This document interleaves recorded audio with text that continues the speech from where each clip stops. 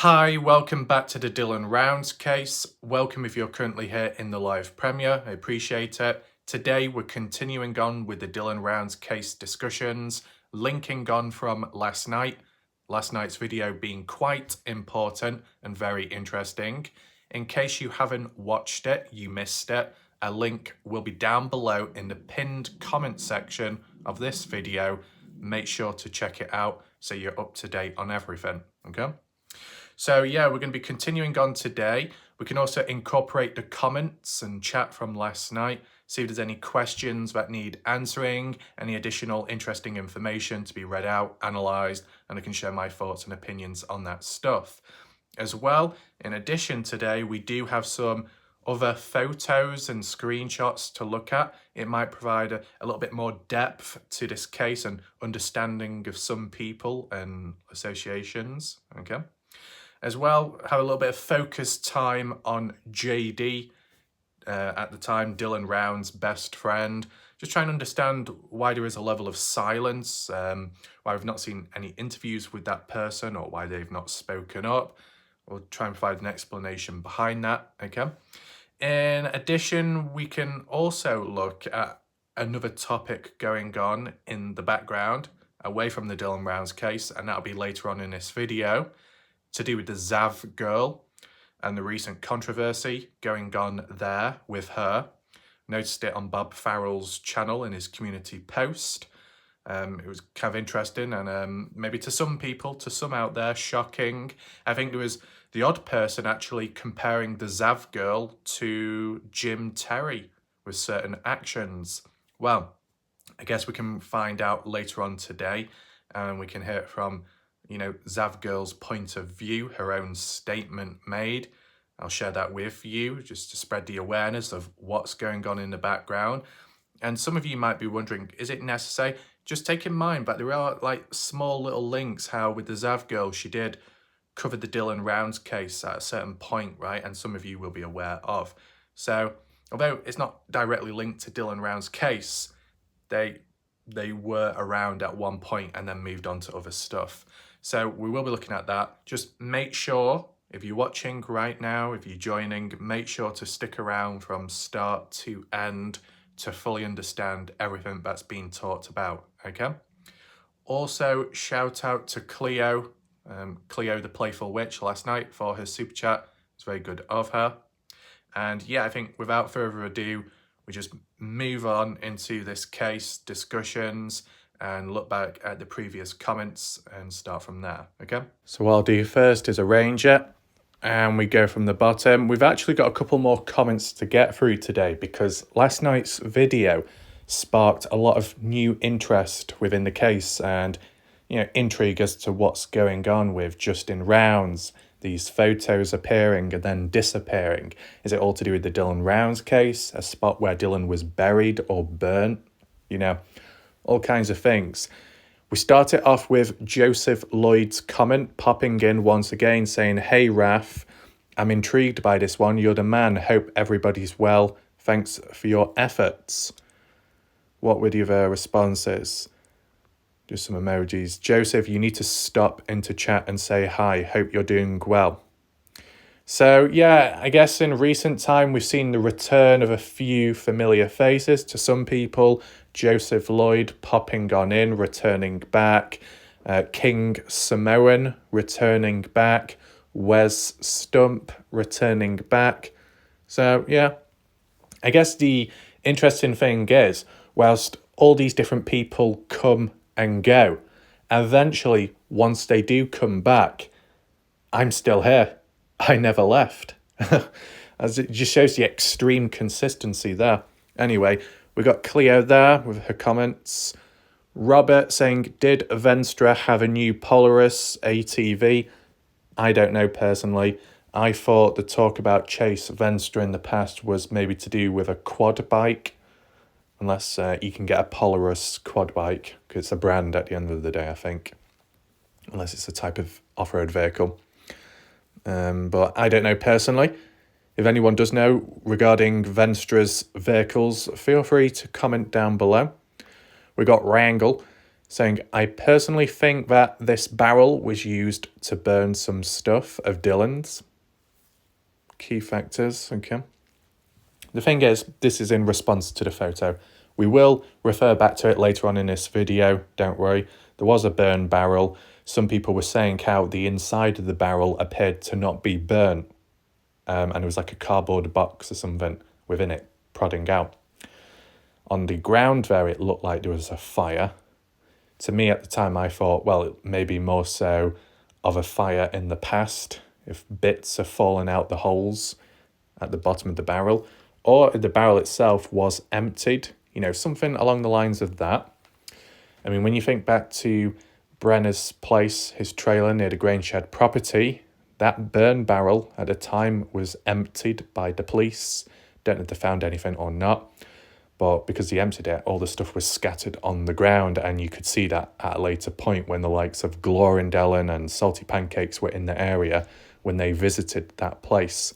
So it's worth taking that into mind as well when applying it to the photo taken by Justin Rounds in recent time.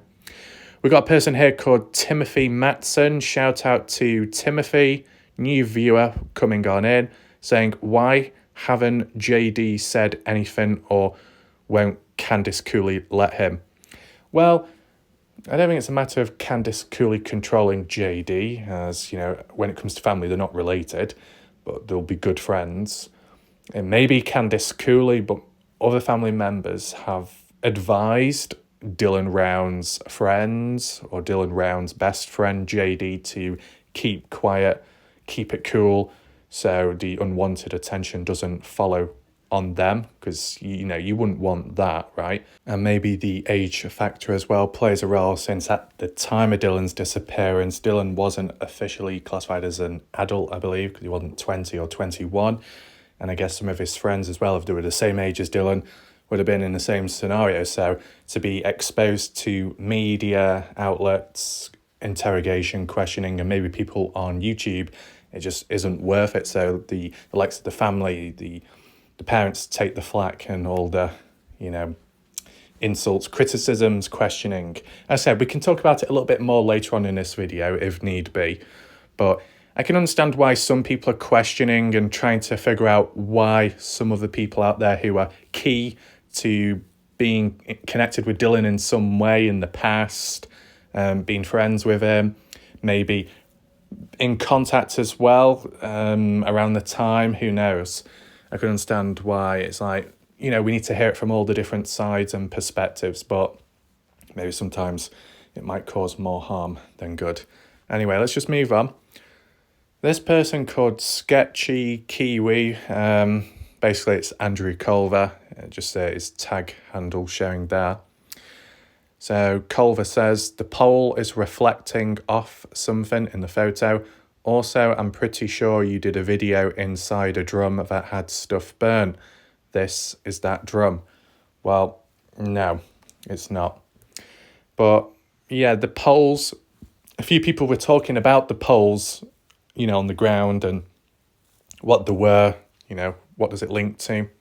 But as for the burn barrel, the video what I did of the burn barrel was actually near Brenner's trailer within Lucin, Utah, near the Grangeshed property, right? That's the one where the contents were emptied out on the side. The barrel itself looked more worn, seemed to have more holes at the bottom, and inside there was like a collection of some kind of stuff, remnants of whatever was burnt in the past. But the reason why I wouldn't say it's the same one as the photo posted by Justin Rounds is because the inside of that barrel by Justin Rounds looked a bit cleaner, and it's not been burnt on the inside, which is a bit odd. So that's the difference I noticed. And as well, the main part being the poles, which were hanging above. I don't remember seeing any poles near Brenner's property or where Brenner was supposedly squatting at, near the Grangeshed property. And as well, you had that big tree in the background, which there were no trees around the area at the Grangeshed property. So it must be two different locations, right? That's what I would say. Anything else to mention? Well, we'll see what other people say. We've got Glenn there. Confluence. Doug was circumventing already given discipline by YouTube in breaches of TOS by jumping channel to channel to re-upload stricken material. Okay. Angelina Jones, dually tyres on the back of truck, 4 tyres in the back, 2 in the front. Right, so that's the definition of it, I guess. Okay, fair enough. And to be honest, one thing that Tom said was one of the photos which we're going to be looking at today is of a dually tractor. So get that, into perspective. It ties in with this comment here by Angelina. So shout out to you, Angelina, for explaining what a dually truck is in general. That is helpful. We got Chris as well saying, I remember watching a few videos on the blue dually truck. The locals said nobody's ever seen it around there before. Okay. What videos have you been watching, Chris, or like channels out there? Which ones? See the replies. Brad, do you recall where you saw the vids? Coordinates there. Interesting. We'll have to look at that at some point. Honestly, I've been thinking about this for like 2 hours now, and I'm pretty sure it was on Salty Pancake's channel, and actually it was a female, and I'm 95% sure it was Kurt Wadsworth's daughter that said it, Taylina. Right, okay. Well, if that is the case, if Taylina is watching right now or in the background, feel free to respond back to this. Is it the truth or not? Right? As for Brad, some coordinates there. Not quite sure what they are about, but I'll look into that another time, okay? We got knowledge is power. Newer person popping into the channel, shout out to them, saying maybe that's where Brenner put Dylan. You never know. I mean, if it really was the case and Justin is there at that point taking a photo, is Candice Cooley aware? Have police been down there search and rescue of any, disturbances to the ground within the area? I'm not sure. I mean, when we were looking at the photo itself, the ground, it looked pretty flat. Didn't see any dirt mounds or disturbed dirt or any of that. But, if it's not dirt and it's concrete, then you're obviously not going to get soil disturbance in that sense. But maybe further on into the background where there could be dirt, you never know. What's this one? No, JB is for Jim Brenner. That's true. That's correct. JB, Jim Brenner. But the post by Justin Rounds said JD, which is like the initials name for Dylan's best friend. Okay. That is a burn barrel. True. Aerated imagery, just a tip. There are some free photo editing software applications out there that offer higher quality editing capabilities than what you're working with. If you could find something that offers filters such as diffuse glow, which is really good function for situations such as this, you'd be surprised what you can draw out from the shadows, and the green machine is definitely a quad or 4-wheeler. Okay? I mean, for aerated imagery to be able to an extent, identify those objects in the background with the limited editing capacity I have on my device, it must be doing a decent enough job anyway. There might be some editing features out there, true. It just, in terms of the layout and the screen itself, it just fits better with what I'm using at the moment and what I have used for some time. But if it comes to a point where I'm like really needing to, make the image clearer and it's a must-have, then try a different direction. But like when I looked at that house in Scotland, where it looked like there was like some kind of ghost peering through the window, increased the brightness there with limited editing, and it worked very well and it enhanced it a lot, right? So it was all under control there. Smooth fishing looks like, okay, one of those wheelers for younger people. So it makes me think it was like a little party and they were going to use the barrel for heat or just a fire. Right. What's this one? One loves, so new person popping on him, saying JD isn't Dylan's best friend. He's referring to J as in James Brenner and D as in Don Hatley, and then burning something. I mean, possibilities, but I guess it all comes down to the location of that area. Is it within Lucerne? If so, then yeah, it could apply to Brenner, Don, or both together. If it's further afar, then it might be less likely, but it can still apply to Dylan in some way, such as a memory, a reflection on Dylan's past, happy times, who knows. But I can get the initials JD, J for James, D for Don, but normally, and it has been demonstrated in the past by Justin Rounds on his Facebook page, was when he did refer to Brenner and Don Hatley, that's how he worded it. Brenner, Don Hatley, or James Brenner, Don Hatley. He made it clear who he was referring to, right? He didn't use the initials, and he didn't use the initials close together, next to each other, right? He's never done that before from what I've seen. Though JD, Dylan's best friend, whenever that person's been talked about, it's always been worded and it's always been spelt like that with the initials close together. JD, a singular person, right? So I can understand why one thinks it means James and Don, but in this case, I don't think that is the case. What else we got? We got Brad saying red and white clearly marked poles and a sign could suggest being in a flight path near an airport or runway. Anyone else have ideas? Interesting thought. Let me know your thoughts in the chat anyway to what you think about the image and the purpose of the poles and the stuff overhanging. Could be a sign, maybe. I'm just trying to think what the sign was. It didn't have any writing on. Maybe it was different colours. Did it glow or highlight in the dark? I don't think so. But we'll take a look at the photo anyway, shortly. Brad also says, cheers, Raf. A blue jewellery no one has ever seen. Check GPS point. Looks blue to me. 5 miles south of Lucerne and a similar distance due west of Sun Tunnels. Whose property is this? Okay, I'll take a look at that. You never know, it could open up these different discussions. So Brad, I will take a look, okay, and maybe do a video on it as well next time round. Just want to focus on what we're doing today for now, but it's good of Brad to leave these comments. It's helpful as well. Sun popping on in. I believe it is the correct Sun. Welcome back. Evaluation. JD are initials for Dylan's friend in Idaho. Okay. Burn barrel on wet saturated ground. Looks like a pizza box inside barrel, possibly. 2 ATVs, 1 white, 1 green, 1 red truck. Remember, someone let the water at the pivot run. Positioning of the metal poles suggests they are over the barrel. Why? Some kind of metal sign, and the poles suggest a possible no trespassing sign. The question is, where was this picture taken? Who took it? When and why? The white ATV stands out, as does the pizza box. I wonder if Rock Quarry or Lucerne Airport has a metal pole fence with a burned barrel. Okay, some interesting points here mentioned by Sun.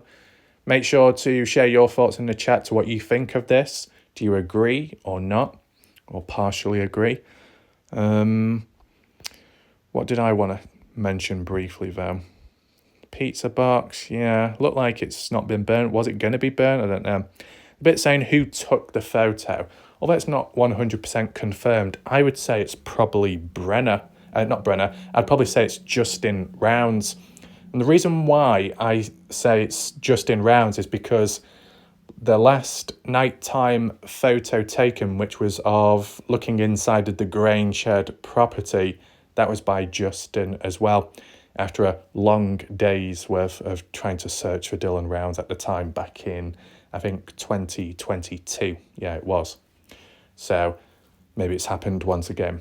If Justin was out there looking for Dylan and also took a photo whilst he was out there, getting towards night time. But with mentioning, Dylan Round's best friend, there must be some link going on in the background. But for the post to be deleted afterwards, that's what makes it a little bit strange in general. Anymore, Christy, I'm pretty sick of the games this family plays. Cleo agrees with Christy. Linda saying, remember when they was looking for a blue four-wheeler? That's probably where they took Dylan and did whatever they did with him. I guess you never know. Yeah. Linda also saying, so a red truck and 2 4-wheelers in the photo. Whoever had those things is the people that got Dylan, possibly. Maybe, just saying. Yeah. I mean, if it really is a hot spot, then there should be direct action going on right here, right now, you know?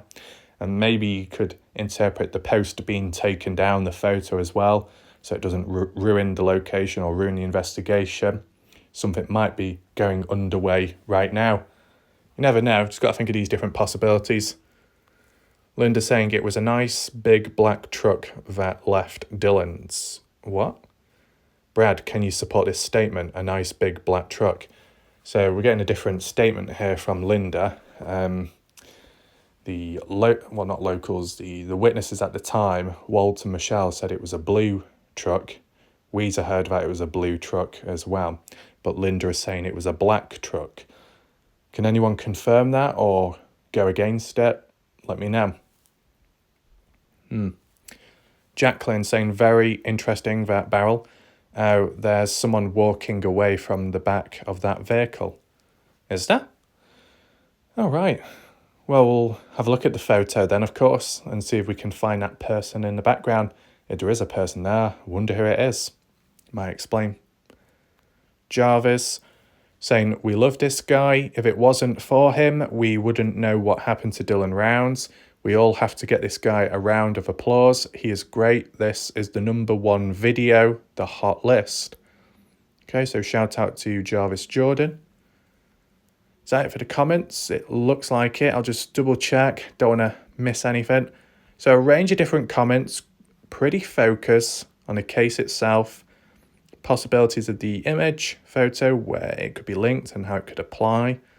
Yeah, that's all good, that. Anyway, I think it's now time to move on with this photo and look back at it. Here we are with the photo once again. And I did keep it enhanced, lighter, so it's easier to see the things around.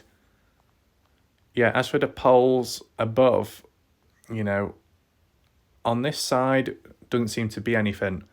But the sign itself is, well, the poles, like the bars going across, seem to be nailed or stuck onto the back of that sign. So it looks like maybe we're looking at the back of this supposed sign. So it would be interesting to see what's on the other side of it. Is it a no trespassing sign as described by Brad or whoever else that mentioned it in the comment section? That'd be interesting to know. If it's a no trespassing area, then it makes you think it's a property of someone's, maybe a farm near to the airport or further afar. Let me know your thoughts, though, about this pole and the bars, the beams going across. Do you think it really is a sign? And what type of sign do you think it could be, right? Just zoom on out. The bar and pole in the background there doesn't seem to have a sign on, so don't know what that's all about then. It looks a bit wonky. The pole itself is at an angle. As for it being in the ground, could be cemented in or screwed in. As said, the burn barrel, the outer part of it, lower down, does seem like it has been used and worn with time. Though the inside, at the top at least, looks pretty clean, surprisingly. And yes, as for that cardboard box, it could well be a pizza box. Is it a fresh one? Did Justin Rounds and whoever consume it at this area at the time maybe just got some food because they've been searching for Dylan, let's say, got hungry? You never know. And just use it as a bit of a trash can or a bin, What's in the background over there, though, on the ground? Is that dirt? Is it sheet? Or a stain? Rubble? Debris? Does anyone know what that black stuff is on the ground over there? I don't know if it's from the burn barrel or not. Oops. Get off.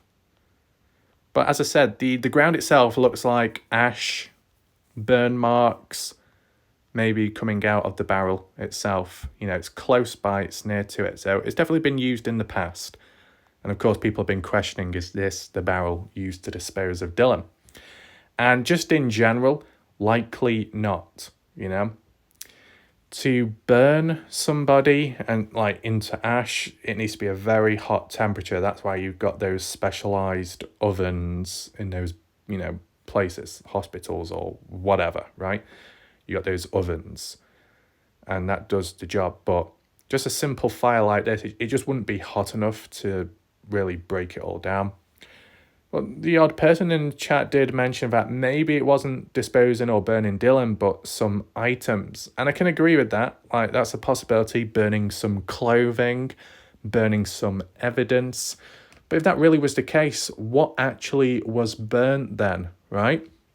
You think about it, it would have been the right thing in Brenner's position to burn his top, what he wore on the day of Dylan's death. The top that was blood-stained, as it's been described in that 27-second clip on Dylan's phone, the footage of Brenner with the blood on him. That shirt that was later retrieved by the police from his trailer. Brenner should have burnt it at the time, yet he didn't, which is odd. So, in a situation like this, with this barrel, what we see here, it wouldn't have been Brenner's top burnt. So what else? Dylan's clothing, but why? I mean, Dylan's boots were taken round to the dirt mound. They weren't burnt or destroyed, So what really? Dylan's phone disposed of in the pond, not burnt, so it's not even that. Dylan's wallet, maybe, put into the burn barrel.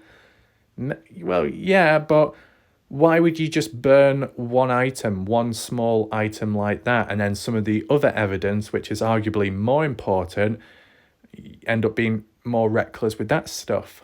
See, there's not much consistency. There's a level of recklessness going on with Brenner at the time, right?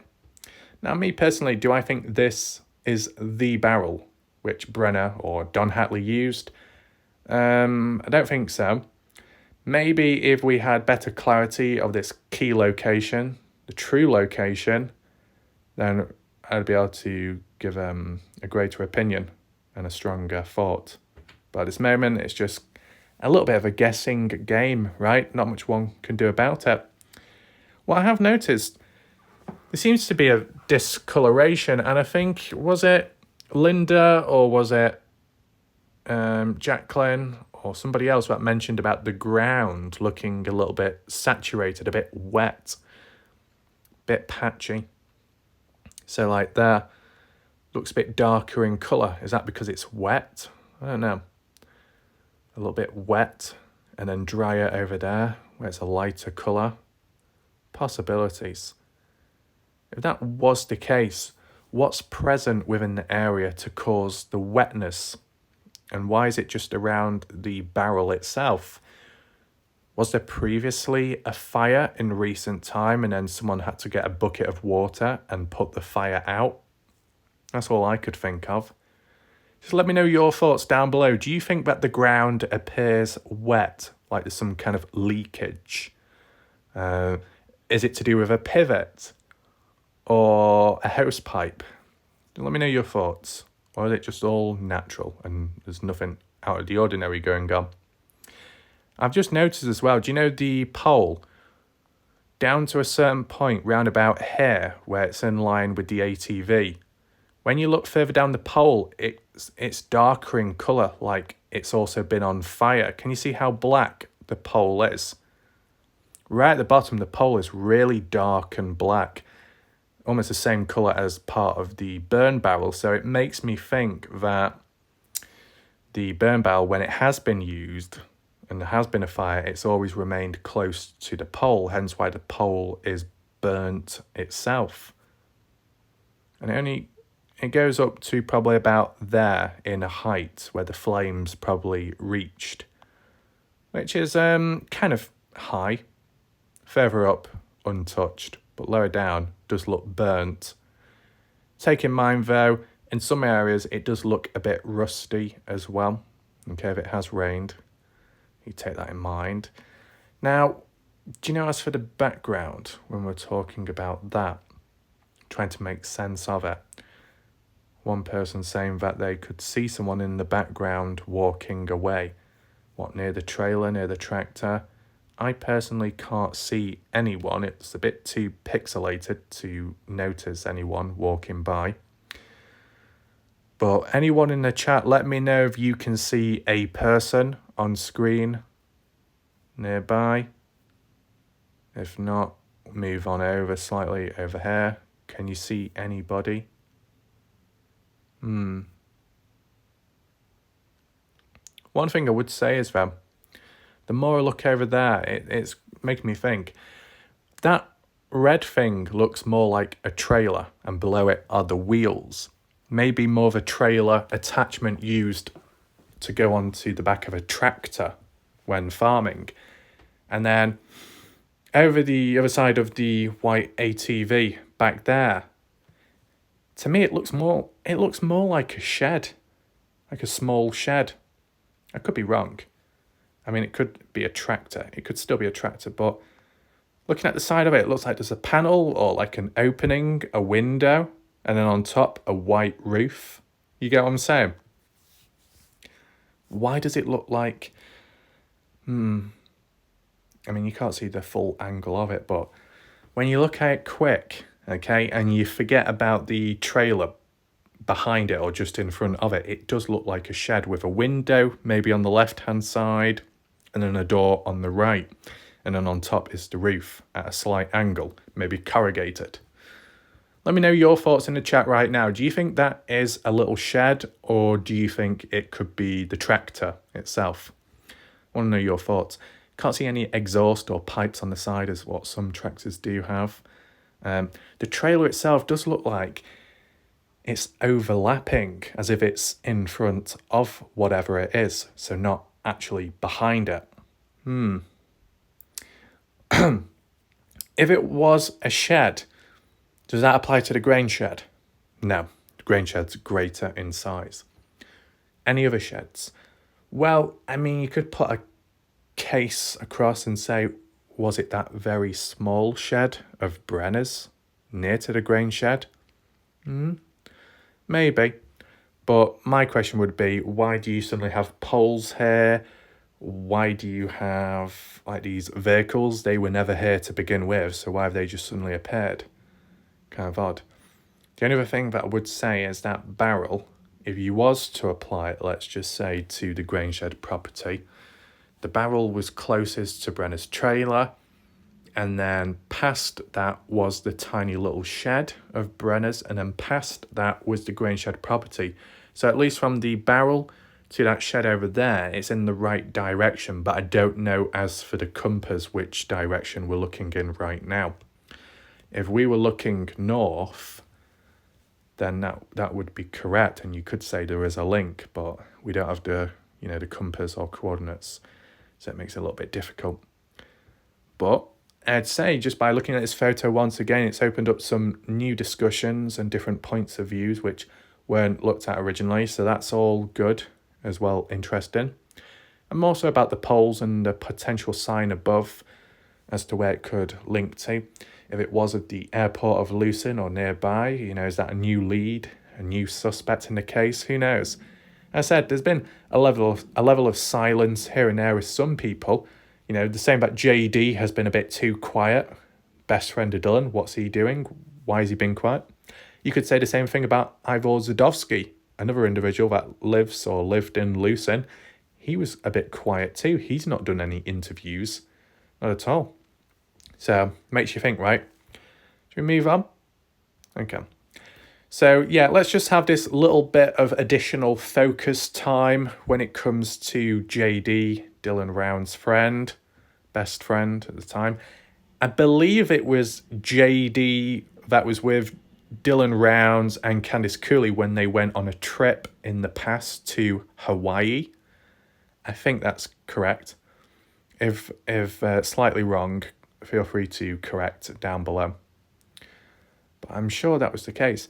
And someone left a comment at the time saying, did anything dodgy happen back then? Was there any discussions taking place? I can't remember how they worded it, but some people seemed a little bit suspicious of that vacation out to Hawaii with Candice Cooley, Dylan Rounds, and JD. That something was going on. I personally don't know, but I just wanted to mention it briefly here in case it triggers anyone's memory, right? But when it comes to JD, personally, I don't know how old he is. If he's the same age as Dylan, or slightly older, or slightly younger. But regardless, best friends, so they would have got on well, may have shared some secrets, shared some thoughts over time. Does JD know anything about Dylan Rounds? Did Dylan Rounds ever hint about anything going on? Did Dylan Rounds ever tell JD about stories within Montello, Nevada, or Lucin, Utah of things going on, crimes or bad people? I don't know. Did Dylan Rounds, or more so, when did Dylan Rounds make last contact with JD? Was it a day before going missing? A week? Months? I don't know personally, but no harm in asking these questions.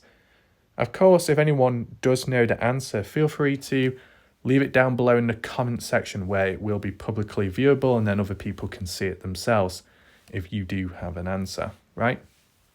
But just in my opinion, what I would say is, sure, JD might have been quiet. He's not done any interviews. But then again, the grandparents haven't either. Unless they have done in that Dylan Rounds documentary, but still not heard about that or seen it yet. So I don't even know if it has come out or not, of it, or it's been delayed, pulled back. Candice Cooley said that the grandparents, play a role and share their thoughts in the interview. That will be interesting. In general, whereas the Dylan Rounds case as a whole, they've not said anything up to now, public. So need to at least acknowledge them as well, besides just focusing on JD, who isn't a family member of Dylan Rounds, but just a best friend, right? But I just feel that maybe JD hasn't engaged because he's been advised by others not to. I'd say that's a possibility. And maybe with the rest of Dylan Rounds' friends, Dylan's sister, etc., they might have been a little vocal on the Facebook page, or they might have shared a post or reshared something or liked something, or just quietly a part of the Find Dylan Rounds community page on Facebook. But besides that, that's probably it, right? I said, taking the age factor, whether they are near to being an adult or not, do you want those people of a younger age to be, exposed to the dark side of the Dylan Rounds case, the questioning, the conspiracies, the labeling, the accusations, serious false allegations, the criticisms? If Candice Cooley and Justin Rounds have said they've faced quite a lot of that and it can be annoying at times and kind of rough, what would it be like on, a younger person? How's it going to make them feel? It could cause a bit of harm. So maybe Dylan's family and friends of family are protecting Dylan Rounds' friends so they're not dragged into it. Maybe the friends want to search. Maybe they have done. Maybe, Candice Cooley, when we last heard the last interview, which was coming up to that 1 year anniversary of Dylan Rounds, Candice Cooley has said, with time, we've been doing our own private searches, not from the help of the general public, but with our own private groups of people and friends, right? So if it's a private one, it'll be, people that trust Candice Cooley, Justin, and vice versa. Professional groups, volunteers with the right resources and equipment, as well as maybe the odd, friend of Dylan Rounds. Whether that be in more recent time or back in 2022, I'm sure they would have helped and played a role at some point at least. That's what I would say. Okay, there might not be true proof of that, but if you just read in between what Candice Cooley has said with these private searches taking place with, maybe friends and volunteers, then you could interpret it as that Dylan's friends going out there. The one thing Dylan's friends did do, and I don't know if it incorporates JD or not, but if you remember back earlier in 2023, I believe, when Candice Cooley reshared that post to do with the snowmobile, winter time where it's snowy, entering it into a competition and winning first place, and that they named the contestant who was sending it in as Dylan Rounds, even though Dylan isn't there. The friends participated in setting it up or getting Dylan entered in, Dylan's ex-snowmobile, and come in first place. They did that to honour Dylan's name. So the friends have acknowledged Dylan Rounds and tried doing a nice thing in memory of him in the background, and Candice Cooley acknowledged it, reshared it on the Find Dylan Rounds Facebook page. I covered it briefly in one of my past YouTube videos. So that's like a little example of background stuff going on, right? You never know, the friends, JD might really want to do this and that and say that, but they're just not allowed to. Others are advised not to, just so they don't get hurt or harmed. I get that. Now, if they were of adult age at the time and more now, do you think they might say something? You know, let's say if Dylan Rounds isn't found within this year or next year, do you think at a later point JD specifically will speak out or step up? Anyone know? We probably could do it as a little poll, right? Poll can be from years on, or let's say in a year or two time or longer. Do you think JD will finally speak out publicly and give his side of the story, his opinions, what he knows of, answer questions? Yes, no, maybe. Feel free to vote right now, okay? I think maybe if the case does drag on, someone may speak out for whatever reason down the line. Bit of a loose prediction by me, but, you know, it could happen. But yeah, I just wanted to bring this little discussion up with JD as for possible explanations for why the level of silence, okay? And like when we've seen certain dark presences on YouTube, maybe it's best is staying away from that, or it causes more harm than good. Anyway, the next thing, what we need to look at, just make sure, yeah. So I just want to say the next few slides are of JD, his Facebook profile, okay? But I did blank out the person's last name. Some people may already be familiar and aware of it, but I just wanted to, you know, blank it out because it's never really been mentioned before. I guess officially within the case, they've always referred to him as JD and only JD and not the last name. So we might as well just keep up with that. And as well, just to avoid any, you know, potential issues. You know, if JD has kept to himself and others have wanted him to do that, by revealing this or revealing that, I don't think that would be a good idea. Okay, so we just try and keep it low levels. And if anyone is watching right now, it's probably best advised not to go on to some kind of witch hunt or do any of that. It's not going to be helpful, okay? So as you see here, I did blank it out, but it does say JD. And I know some people may be saying, well, how do we know if it really is the JD, the same JD mentioned here by Justin Rounds? And as well, why did Justin Rounds not personally tag JD into the photo? Like how Justin has tagged Don Hatley in the past with the call-outs aimed towards Don. You remember? Tasha T brought that up, and Tasha T last night suggested that did Justin not tag JD in the post because they're not friends on Facebook? Well, when we go here, it says JD at the top. Zoom in a little bit if need be.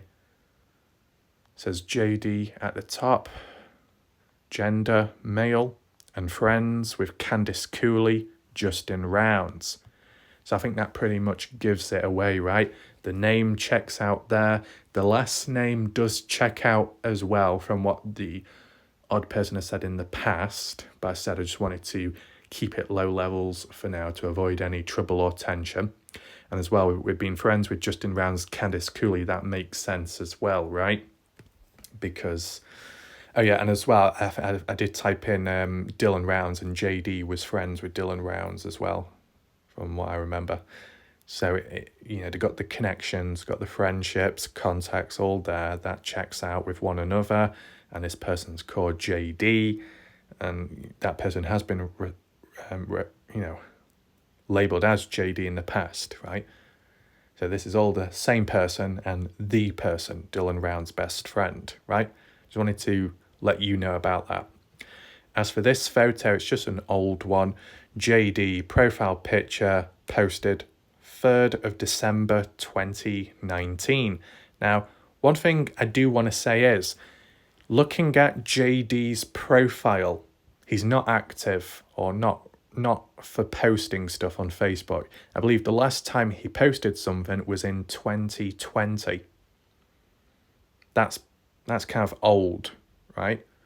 So why has he not been active? Probably busy doing other things. You look at Dylan Round's Facebook page, I think the first thing posted then was in 2019 as well.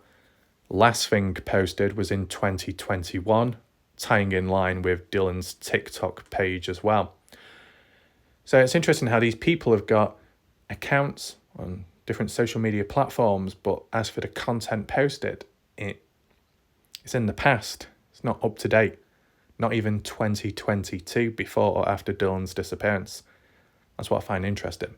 But then again, they are busy farming. I don't know what JD does himself, but just like Dylan Rounds and some other people out there, if they are busy getting on with things, then they probably won't have time to be posting this and that. I get it.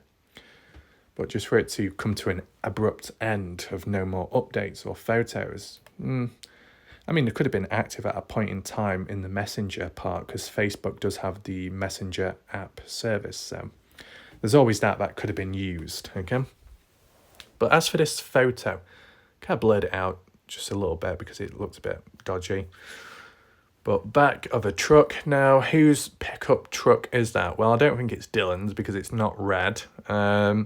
As for the person holding the deer or the elk or whatever you call it with the antlers, is that Dylan Rounds? It's kind of hard to tell because it's kind of zoomed out.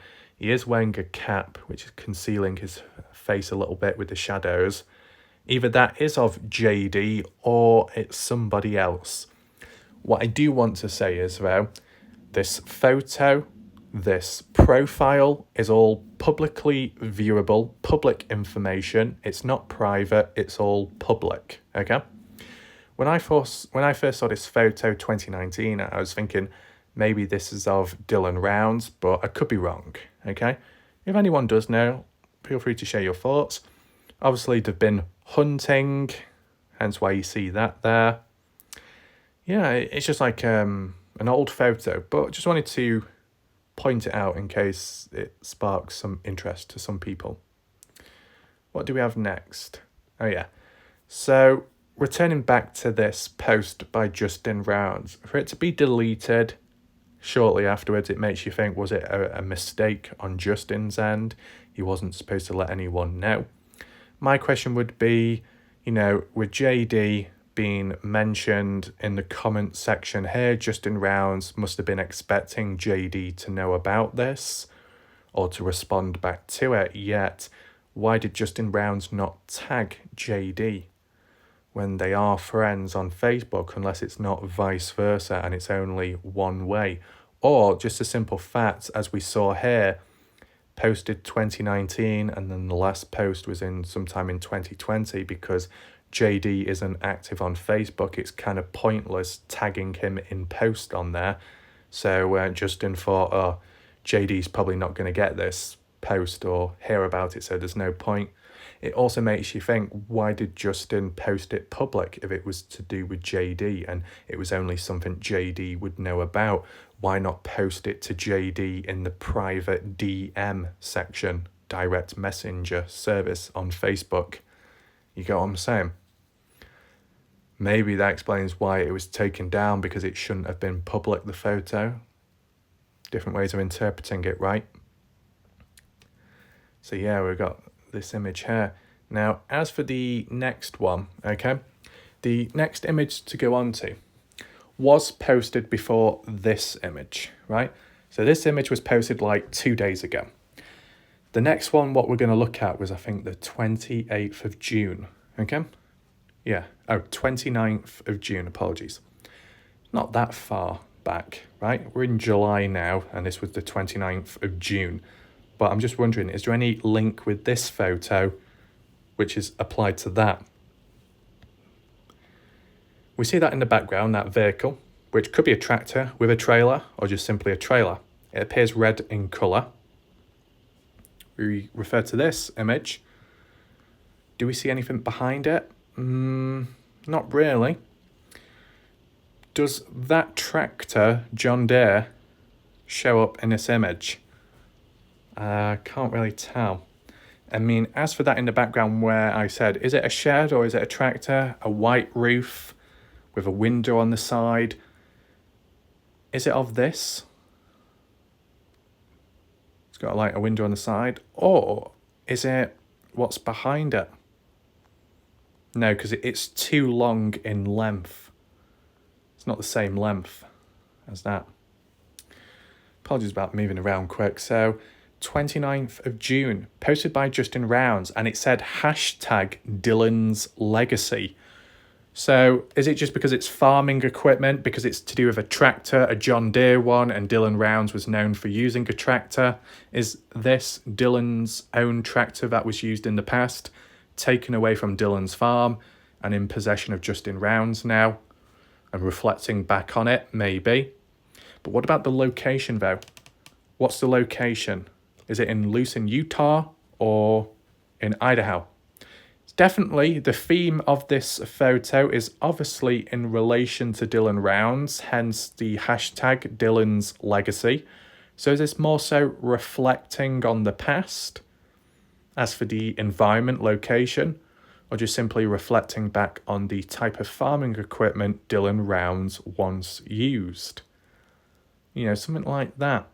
And with this being posted first, followed by this photo, applying it to JD, there could be a couple of links here. I want to know your thoughts in the chat, okay? You think that there is a link between this photo and that photo? Do you think that it's of the same place and area? I think the main thing we need to acknowledge is this photo here taken on the 29th. It's dark. It's nighttime footage. So was this taken at the same time, besides the day? Was this taken at the same time as this one? Because it's both nighttime. Makes you think, right? If that really is the case, what do we see here though? Anything out of the ordinary? Anything that could give away the location? Besides the big John Deere tractor, what's on the ground down here, just underneath the wheel? A coffee cup, maybe? A drinks cup? That white object there. As for the ground, it looks kind of compact, but it's still dirt or gravel, as you can clearly see. And you can see like the track marks and imprints which could be left by the vehicles, the wheels. So we're talking about dirt, land, a desert, a farmyard, a ranch possibly. What about in the background? Well, behind the tractor you've actually got what looks to be a trailer which would be attached to a truck. What does it say up there though, that writing? It looks like it begins with the letter C, something, space, and then another word. I don't know what that actually says. Let me know if you know. It could be the brand. It's a fair length. It goes all the way down there, past the tractor. So definitely for a truck, okay? But what about behind that? Well, behind it looks like a corrugated roof with windows. It looks like a workspace, an office. Could this be Justin Rounds' office space? His workplace, possibly? Makes me think, is there something to do with Justin's workshop? Anything to do with that? His business or a business he's at? It would make me think that way, right? Is it a place Dylan Rounds visited in the past where Dylan Rounds was supposed to work at temporarily before moving on by himself independently? Was it a place where JD hung out or worked temporary? I don't know. Let me know your thoughts, fam. Okay? This John Deere tractor. Does it belong to Dylan Rounds? I'm not quite sure. I've seen like a tractor like this, but maybe not so much the double wheels at the back, right? And I believe this was what was described as a dually vehicle. There's been a tractor though, a dually tractor. Extra set of wheels on the back, doubled up. What's the reason behind it though? Does anyone know why? Why there's two lots of wheels on each side at the back? I don't know personally, but if anyone does, feel free to explain. So this is in memory of Dylan Rounds, I would say so, because of the hashtag. But what about the most recent post, fam? This one. Is this location near to where this photo was taken? Makes you think because of the nighttime, the darkness, the lights. You see the lights coming off. Where are those lights coming from? A vehicle's lights, Justin's car lights, lights in general. Is it the same as this? That light there? Makes you think. It does. What do we have next? So this was another post by Justin Rounds, the 30th of June. So you can see like a pattern, one a day. And this was to do with Colton Rounds and Justin Rounds actually tagging Colton because they're friends.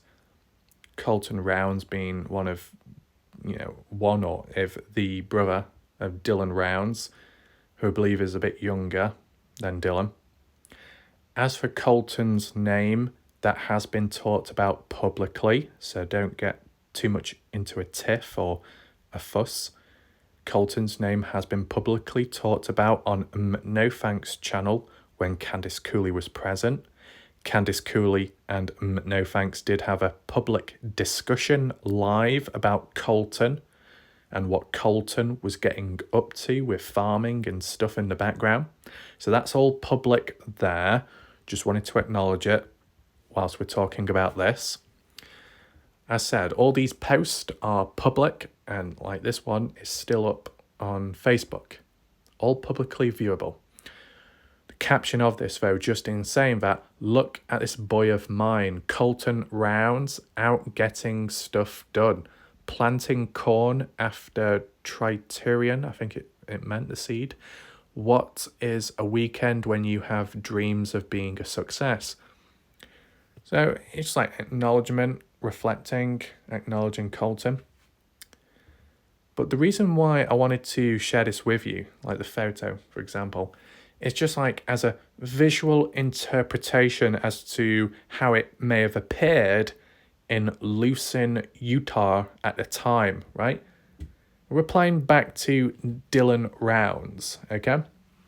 Friday, 27th of May, 2022, where you had the witnesses, the campers at Little Pigeon Mountains, camping out there and saying that they saw a tractor's light on and a tractor being used at the farm of Dylan's from 11:30 to 11:45 p.m. It was suggesting that, was Dylan Rounds doing farming that late on at night?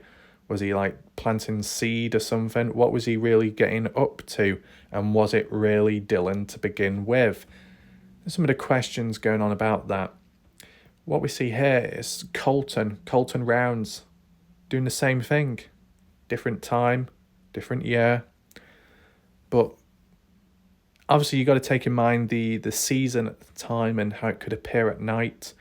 The exact time as well, because maybe this was a bit earlier on in the evening, right, compared to what Dylan was supposedly doing, which was almost past midnight or approaching. I get that.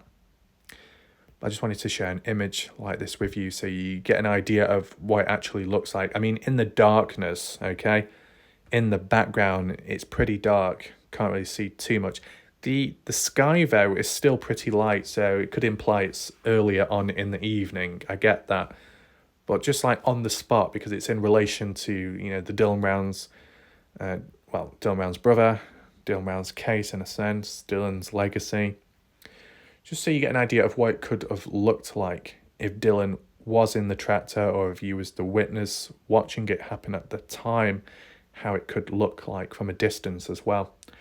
The tractor itself isn't glowing too much. The lights are on display and are pointing outwards in the direction of the direction it's going in, with the trailer on the back. Surrounding radius is lit up, such as on the ground. But as for in the background, over that way, significantly darker, even though the sky does light up. So something like this is how it could appear for those witnesses on Friday 27th, when Dylan was doing his farm work on his farm very late at night, right? But probably more darker. So with it being darker for Dylan at the time, vision limited, slightly vulnerable because someone could sneak up on him in the dark. Probably not likely to happen, I would personally say, because you thought the witnesses would have noticed it if they were nearby. May have heard some sounds or screaming, shouting. That didn't happen. And as well, with Dylan doing his own farming late at night, is anyone going to hear it? Well, maybe noise can travel, but where Dylan's farm is, it's 5 miles away from where Brenner is at, so shouldn't be that problematic. It shouldn't really startle or wake up Brenner in that sense. Dylan's away from others, so he's not getting in the way or causing too much disturbance. And as I said, with it being late at night, no wonder why Dylan didn't do too much or cover too much acreage, because he was limited to time at that point. So he just did a little bit, made the most of it, and then got on with the other task and chores the next day, or at least tried to. That's what I would say. I just thought it was worth showing this photo because it's kind of relevant to that night and how it could have visually looked, but arguably a bit darker. Okay? So be sure in general to share your additional points, questions, comments down below. We can reply back to them as soon as possible. What we are going to do now is just move that aside and talk about another background topic going on, more so controversy. I don't know if anyone else is aware of it in the chat as to what's been going on, but it's to do with Zav Girl, an individual, like I guess a true crime channel covering many different cases out there for a certain period, covering the Dylan Rounds case, and I think maybe interviewing Candice Cooley at one point. There's a time in the early days of the Dylan Rounds case where I think Zav Girl interacted with Jim Terry on a few different occasions, inviting him onto her show. I think in the long run, it didn't seem to work out because I feel there was a video somewhere where it was showing like a clip or so of Zav Girl explaining why she blocked Jim Terry for Jim Terry's childish behaviour, but also, I don't know, being a bit pushy, a bit boisterous, maybe disrespectful. I can't remember the full story behind it, but it's as if the Zav Girl took action straight away. Other channels over time, other people haven't, because they felt like they weren't able to, they weren't in a position to, that they felt trapped, they were in a lose-lose situation, so they couldn't do much about it. But it seems like the Zav Girl broke away and detached from Jim Terry quicker than other people. And it seemed to work out for her. Eventually, Zav Girl moving on to other cases, more so focusing on the likes of the Idaho 4 case for quite some time, just like Tyler Feller did, and Mob Crew Chris. They seem to follow all in a certain direction. I don't know if it's planned or it's just move on to the next hottest subject. Whilst all those people moved on, I remained on the Dylan Rounds case, and 338 videos later, I'm still here, okay? But more so on Zav Girl. In recent time, I guess with covering a different case, another one out there, things have become a bit of a messy situation. Something to do with autopsy photos being shared public when maybe they shouldn't have been or so. Some people suggesting that Zavgirl sold them on or so. Another person comparing that to Jim Terry, what Jim Terry has done, selling that footage, the 2021 police cam footage of Dylan and his friends being pulled over and interrogated, something like that.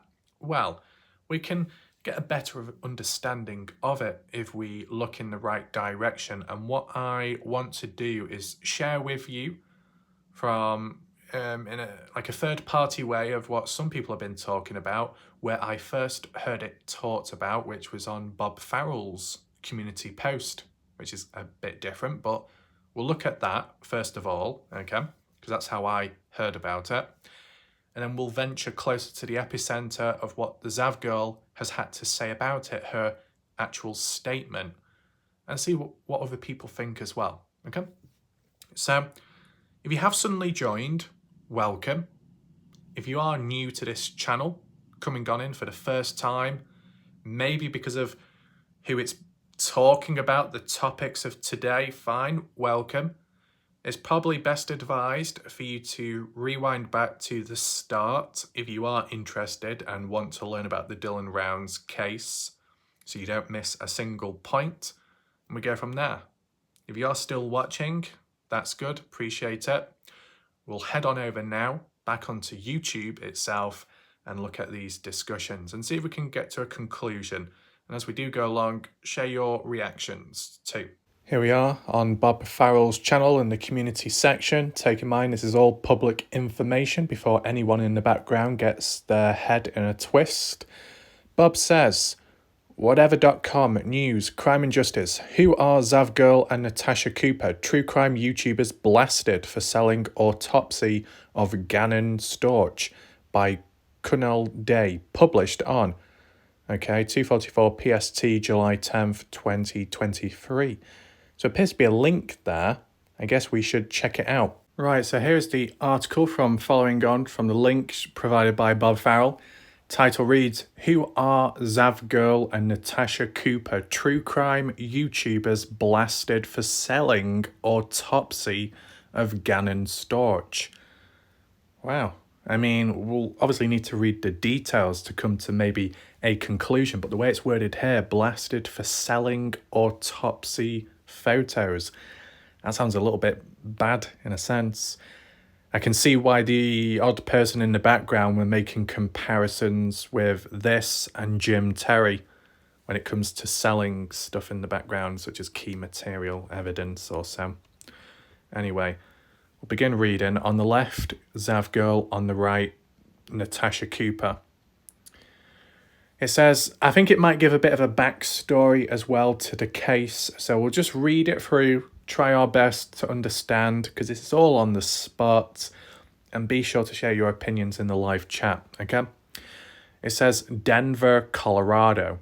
A furious backlash has erupted against two true crime YouTubers, Zavgirl and Natasha Cooper, who allegedly charged their patrons to view gruesome autopsy photos of Gannon Stauch, a younger individual taken out by his stepmother.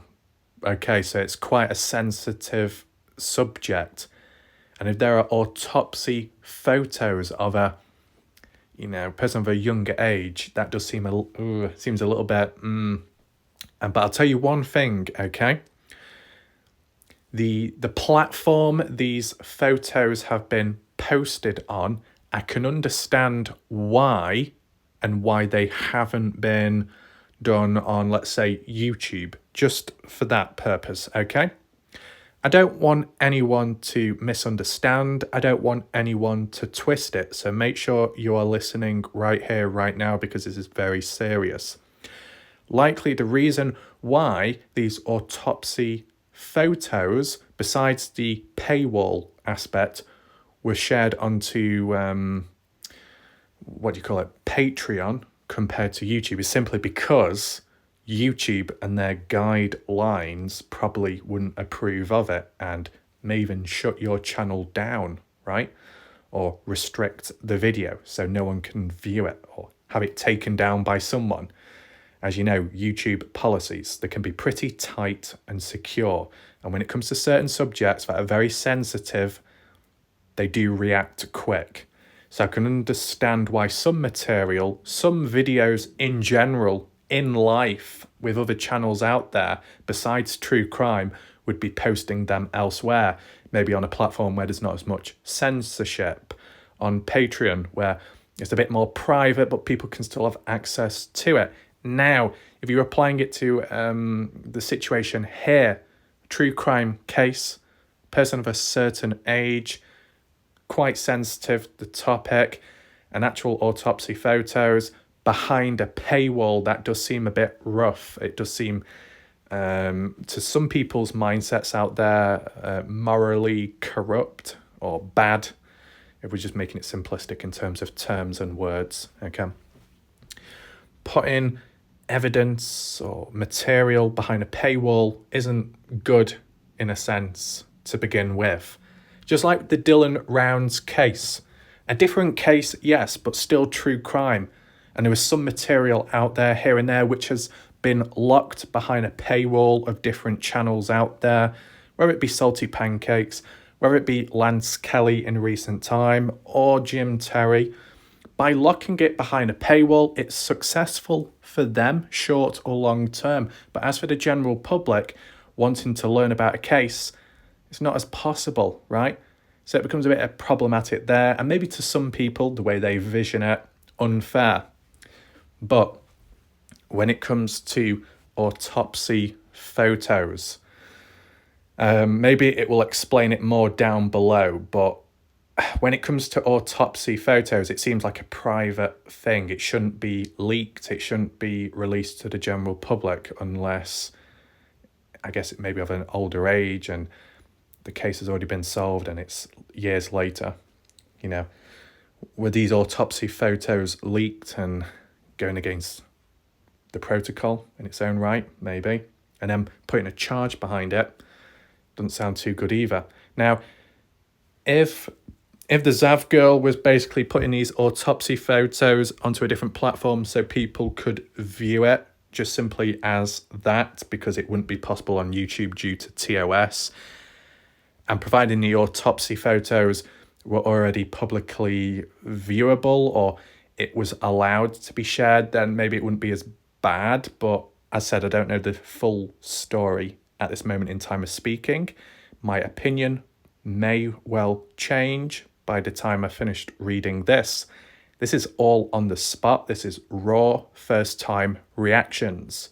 So make sure to be patient and try and understand my point of view and different points of views out there. When it does come to Patreon, can you have a free Patreon where there's no charge, there is no subscription fee? I don't know personally. I think there has to be a charge regardless. If you're going to sign up to it, you got to pay a certain price, right? If it was on a free page, if you didn't have to pay for the autopsy photos, let's say, then what would the outlook be by people? Still negative, or not as negative, but still disagreement and not being too pleased with what's going on? You know, you got to understand that the way it's worded, okay, it says blasted for selling the photos. Are you selling the photos in that sense? Are you saying, right, give me $10 and I'll post you this photo? It's not quite to that extent. It's paying for a membership, paying for a service which provides content, and it just so happens to incorporate these autopsy photos. So it's still within the monetary area and locked behind a paywall, but it's not just directly for the photos themselves, because I'm sure the Zav girl, and you'll get other YouTubers out there that will have a Patreon account so they can post content on there which they couldn't on YouTube, and just some additional background stuff to make it a bit more exclusive for people out there who may want to become members and support the channel externally in that sense. But I guess when it's around a subject like this, it's a little bit murky, the waters, and more sensitive. So let's just get right into it and continue reading, okay? It does say that personal gain is deeply unethical, okay? The tragic case of Gannon Stauch. So we'll just briefly read it, okay? So Gannon Stauch missing in January 2020, triggering a wide search. Stepmother Natasha Stauch, eventually accused of the murder, okay? Details of the crime emerged during the trial. That Gannon was stabbed 18 times before being shot. Wow. Natasha then allegedly concealed the body inside a suitcase. In May, convicted of the murder and sentenced to life without parole, as well as additional prison time for related charges. So that appears to be her, the one responsible. You see their facial expressions. Gannon Stauch, stepmother, Natasha Stauch, convicted. Okay. Who are Zavgirl and Natasha Cooper? So this is the backstory behind them. Zavgirl and Natasha Cooper are YouTubers who have garnered a following by covering and discussing the true crime cases for their audiences. Zavgirl, with over 92,000 subscribers, describes her channel as a platform to give victims of tragic crimes a voice when they cannot speak for themselves. And you know, I get that because, as an example, when Zavgirl was present during the Dylan Rounds case, provided Candice Cooley a short time to do an interview with her so she could speak on the platform and get her points across, as well as the Zavgirl interviewing Ty Corbin and Lance Kelly when they were on good terms, showing it from their point of view, what they've seen and experienced when searching for Dylan. So yeah, it's worded correctly here. It says, Zavgirl, she holds a bachelor's degree in psychology. Wow.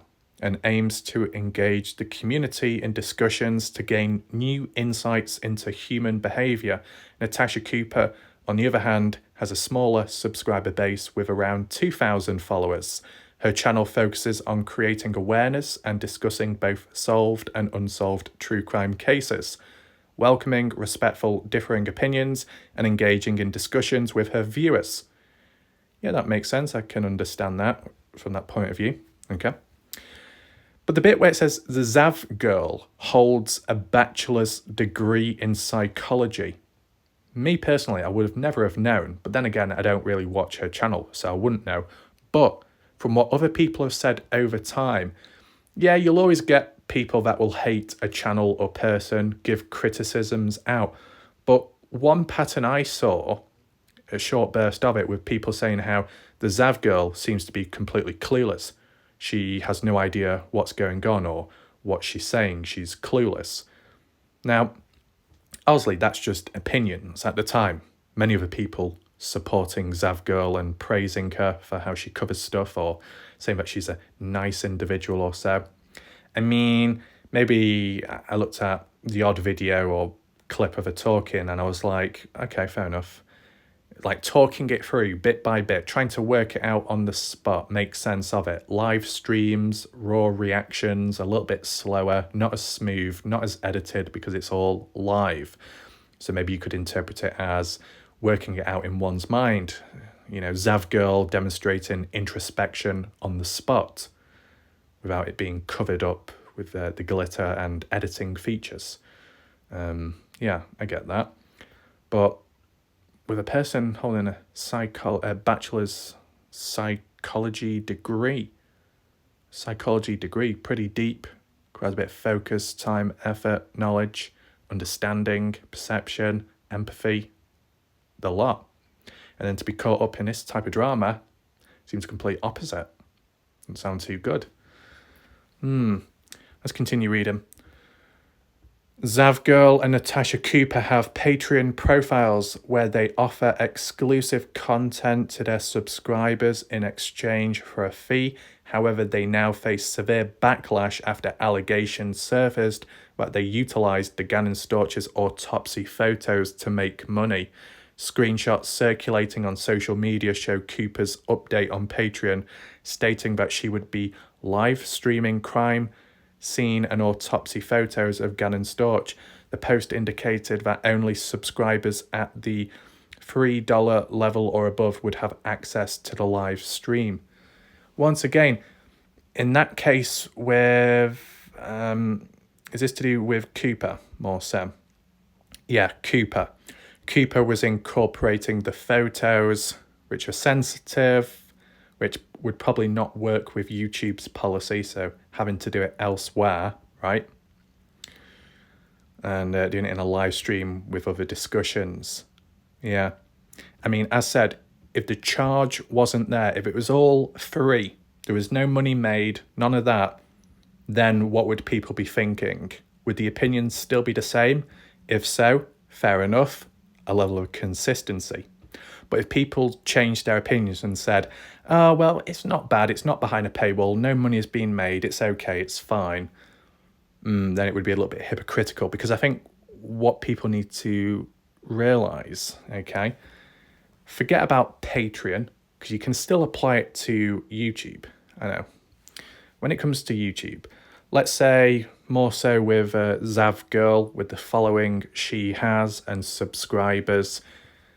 If one like that, with that audience and fan base and size, was, let's say, to upload a video along the lines of this stuff, with no fear of going against TOS, no membership needed, no paywall needed to view the material, what would people react to there? Would they say, oh, thank you for sharing it and spreading awareness? Or would people still be complaining? If it was behind YouTube membership, a members only video, that would probably be interpreted the same way as it is right now on Patreon, behind an actual paywall and membership to be able to view that stuff. And people will interpret it immediately as it's behind a paywall because it can be a successful method in charging and generating interest, as well as making money at the same time, and possibly exploiting a very sensitive case and people that have suffered out there, which could be considered as a little bit corrupt. But you need to understand that even on YouTube, even if there is no members only video or no Patreon club paywall, people can still monetize stuff on YouTube in general. So technically, it could still be interpreted in that sense as benefiting through this means on this platform with that material, but it might not be as noticeable because it's not behind a paywall. At the end of the day, right, it does all come down to the person's mindset. What's going through their mind at the time of all this? Is it the first thing that comes to their mind is, oh, new material, hot topic, people are going to be really wanting to see this stuff, so let's make the most out of it? Is that what's going through their mind?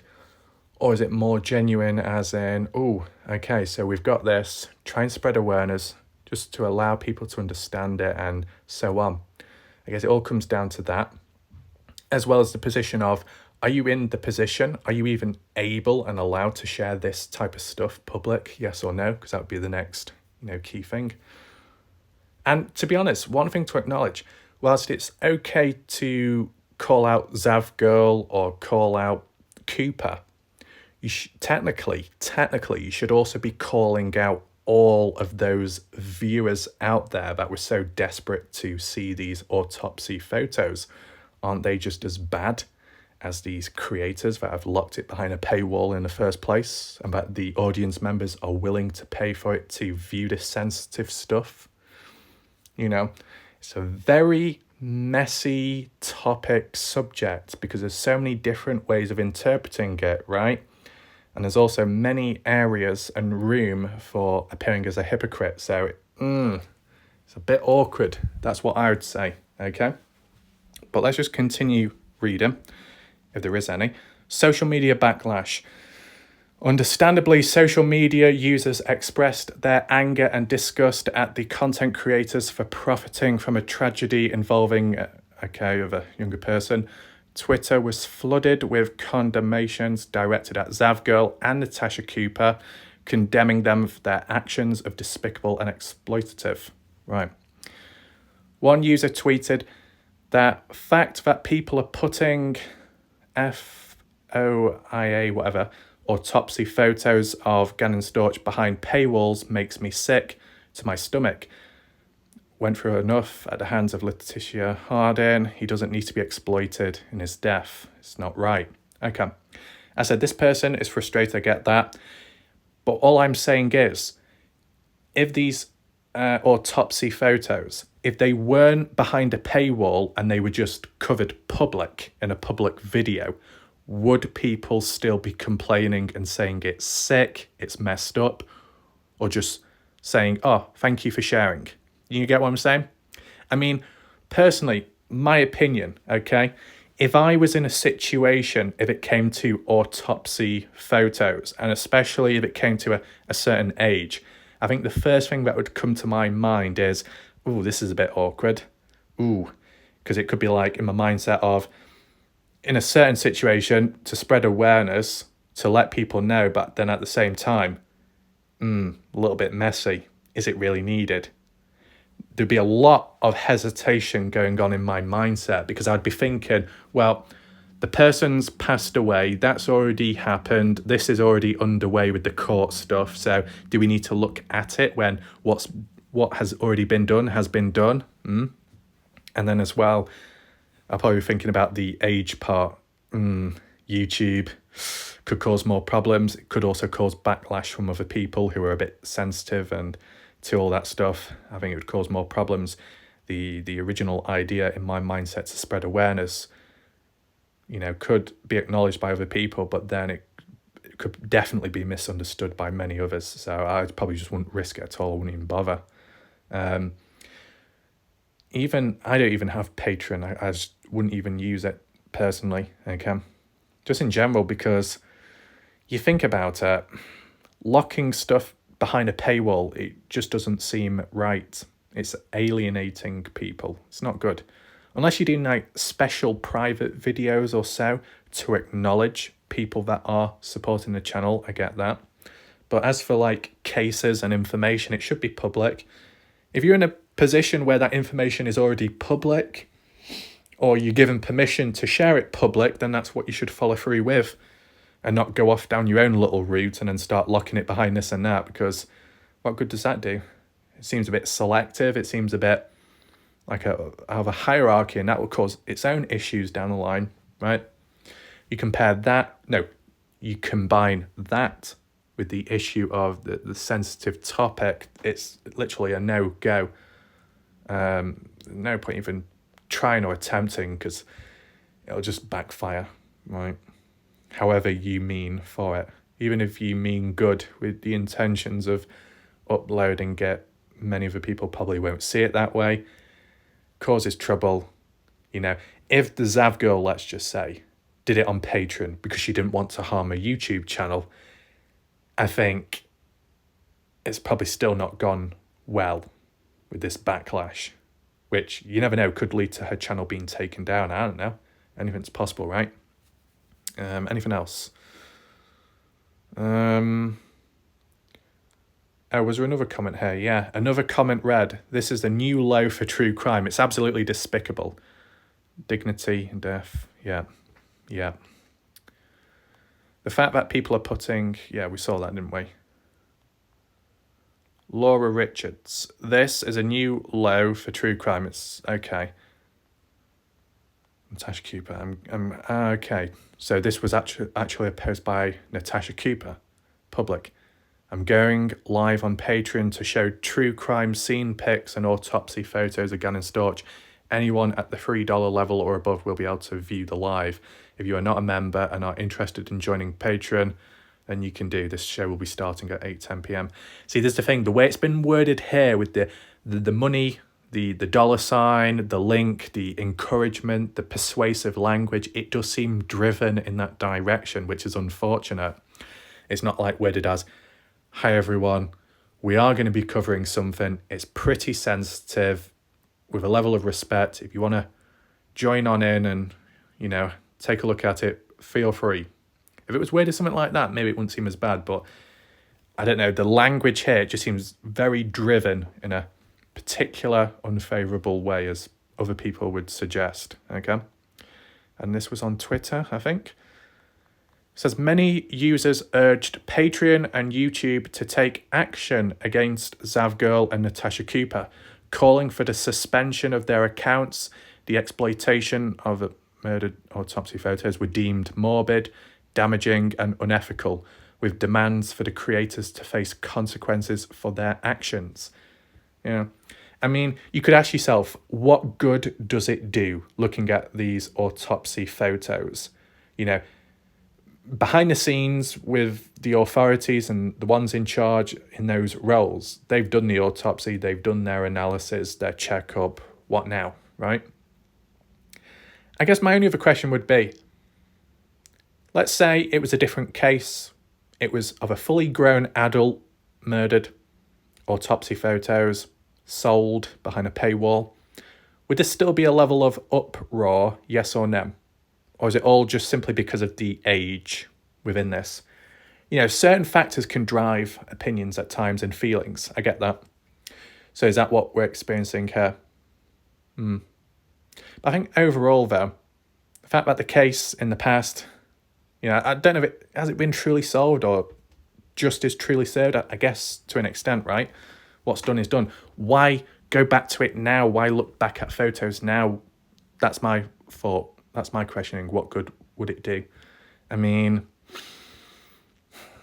what would I say? I'll give you like a little heads up. If there was a time, a place, a moment, such as within the Dylan Rounds case, that there was like autopsy reports or like a sketch, not an actual photo, but a sketch of Dylan Rounds with a few like descriptions on the side explaining the injury sustained to Dylan Rounds. If that was available and it was public, right, public already, then I'd probably give my opinion and do like a little analysis of it, right? But if it wasn't public and it was leaked or someone secretly got a hold of it, I probably wouldn't, because it would just feel a bit awkward and weird, and what good would it do? You see, I'm just giving my future thoughts of how I would react to certain stuff, just so you get an idea, okay? Hopefully people understand that. What else do we have? At Patreon, your creator Zavgirl is sharing autopsy photos of a murdered individual, including his... Oh, okay. Right, so, well, you'd expect that with it being autopsy, the clothes not being there. So, to be honest, actually, wouldn't that cause other issues, like inappropriate or like indecency without being clothed, as well as a certain age? I think that could be its own problem in its own right. Yeah, that could cause a bit of... issues there. Anyway, in quotes, I don't know what's worse, Zavgirl hosting a paid live for members to view or those that paid to watch and make comments like this. So it's kind of like what I was adding on earlier in this video, so I get that. Advertisements, a line has been crossed. This is vile. Gannon Stauch, okay. Yeah, there's nothing to be gained by this person showing the pictures. Fair enough. This is not about education. This is about profiting, right? Yes, you know, sometimes it will be one of those things, right, where someone could word it in a sense of educational and learning, and it's accepted. But are they truly meaning it in that sense, or are they just labeling it that way so they can get away with it? I mean, to be honest, how could I say it? You'll get videos on YouTube, right? Human anatomy, biology, the body and stuff on YouTube. And because it's deemed as educational, YouTube allow it, even if it might be a bit indecent or a bit inappropriate if it shows bits and bobs, right? But because it's educational, it's allowed by YouTube. But then again, if a random person was to come on screen and kind of expose themselves inappropriately, YouTube would probably take that down because it's not educational, it's just going against TOS. So there seems to be a bit of picking and choosing what's allowed and what isn't, depending on how it's labelled. Anyway, what's mentioned here? So one of the Twitter posts. Okay, the Twitter outrage. Okay. Zavgirl's Patreon on the left, and then on the right, her channel. Okay. Lana, I don't know what's worse. Oh yeah, that comment there. What the hell? Wait, who's left that comment? Ooh, actually, let's just scroll off that quick. So I think that comment there, I mean, you know what it was referring to, a certain part of the body. What, that person was describing the autopsy photo of a person of a certain age. Yeah, I think that could highlight some other problems, right? Real crime. A line has been crossed. This is vile. Yeah. That again. Autopsy results. During the trial, details of Gannon Stauch's autopsy revealed. Examination indicated that Gannon fought back against the attacker. Dr. Susan Ignacio, who participated in the autopsy, testified about the injuries found on Gannon's body. 18 force injuries, 4 blunt force injuries, and a single gunshot wound. Gannon's body was found in a state of decomposition with some bones visible. Ignacio described blunt force injuries to his head, including a hole in his jaw from gunshot wound. Autopsy determined the manner of death as homicide. Okay. Furthermore, toxicology report conducted during the autopsy revealed the presence of acetaminophen, sorry, I can't say that word, and hydrocodone in Gannon's system, whilst the presence of hydrocodone was deemed unusual. It remained unclear whether he had a prescription for it. Gannon's father, Al Stauch, later revealed that he had a prescription for hydrocodone due to a hand injury, but had not given it to any of his children. Again, warning, this article contains a collection of crime and can be triggering to some readers. Wait, are you saying that there's more? Oh no, there isn't. Okay, fair enough. So that does give a backstory behind the case itself, the true crime case, the results of it, the autopsy report without the photos being present, which I would say is probably more than enough, right? You know, like, to be honest, away from the autopsy report, when it's come to descriptions of crime and, you know, when they've checked for evidence and I've read out the public news article, that has been more than enough to visualize as to the possibilities of it and how it looked like visually. Sometimes you don't even need to see the photos to visualize it. The text itself, providing it's valid and true, is enough to set a story, right? Okay, and as well, it did explain the people involved in this conflict, this controversy, the ones who are supposedly exploiting off it financially. Okay. Well, what we'll do is we'll return back to YouTube right now, and I think we should just get straight into it and see how it appears from the other side, okay? What does the Zav girl have to say herself, personally? And then I guess we can check the comments out of other people. Let's move on over right now. Right, so here we are on the Zav girl's YouTube channel, her community post, which was 17 hours ago, giving her side of the story and what she was thinking. We'll read it right now and just see what it's all about. As said, if there needs to be a follow-up, then maybe that can happen, but we just work with what we've got right here, right now. Share your thoughts and opinions in the chat. If you have joined, if you're new, welcome to the channel. Let's begin reading.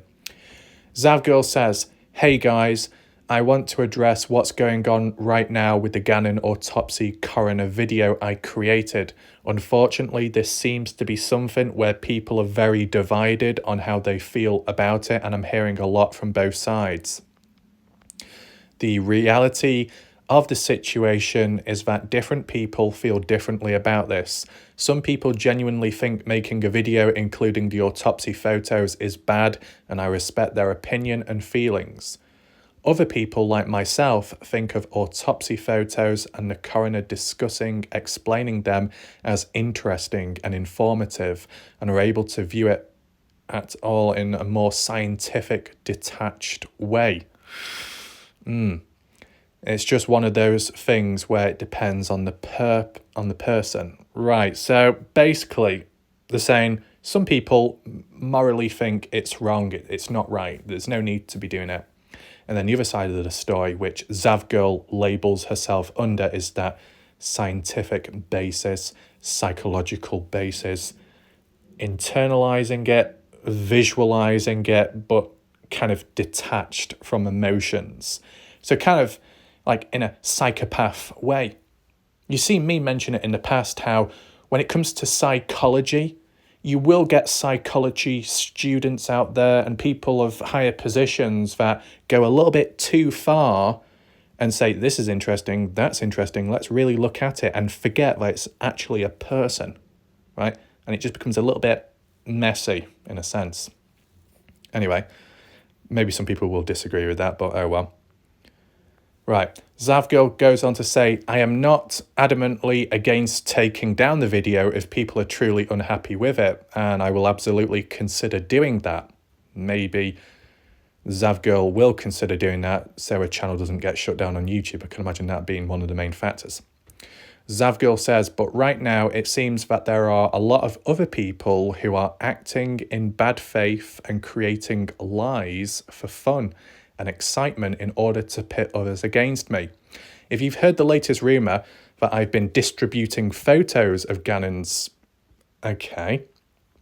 I assure you I have not, and his isn't available in any of the autopsy photos in the autopsy coroner video. So what, we're getting a bit of misinformation? Zavgirl says, so it's a bit difficult to sort through what's what when there are other creators who have the same autopsy photos up right here on YouTube for public viewing on their channel, where anyone can stumble across them and they're not being attacked as I am right now. It becomes obvious that some of this hate I'm receiving is not genuine and is being done for other reasons. YouTube drama gets clicks. Well, depending how you interpret it, maybe the reason why the Zavgirl is receiving the heat, like with the other person, Cooper, is because they've put that material behind a paywall when, if it is, and I don't know personally, so correct me if I'm wrong, but if it was public information, to then start putting it behind a paywall, kind of like twisting stuff and exploiting it, so that can cause a bad taste in people's mouths. If others are doing the same thing on YouTube and posting it public, and it's not really going against TOS, and it is somewhat public information, and that's about it, I can imagine people not complaining because it's not locked behind a paywall. But what I would say is, if people are going to attack and call out the Zavgirl, they should also be calling out the people on YouTube posting it public too. Even though it might not be behind a paywall, if they do have that video monetized specifically, then technically they are still profiting off that, just like how supposedly the Zavgirl is on Patreon, right? You know, it's like one rule for one rule for the other, different. Yeah, so all these different people are reacting differently to all this. So as I said, it's a little bit messy, right?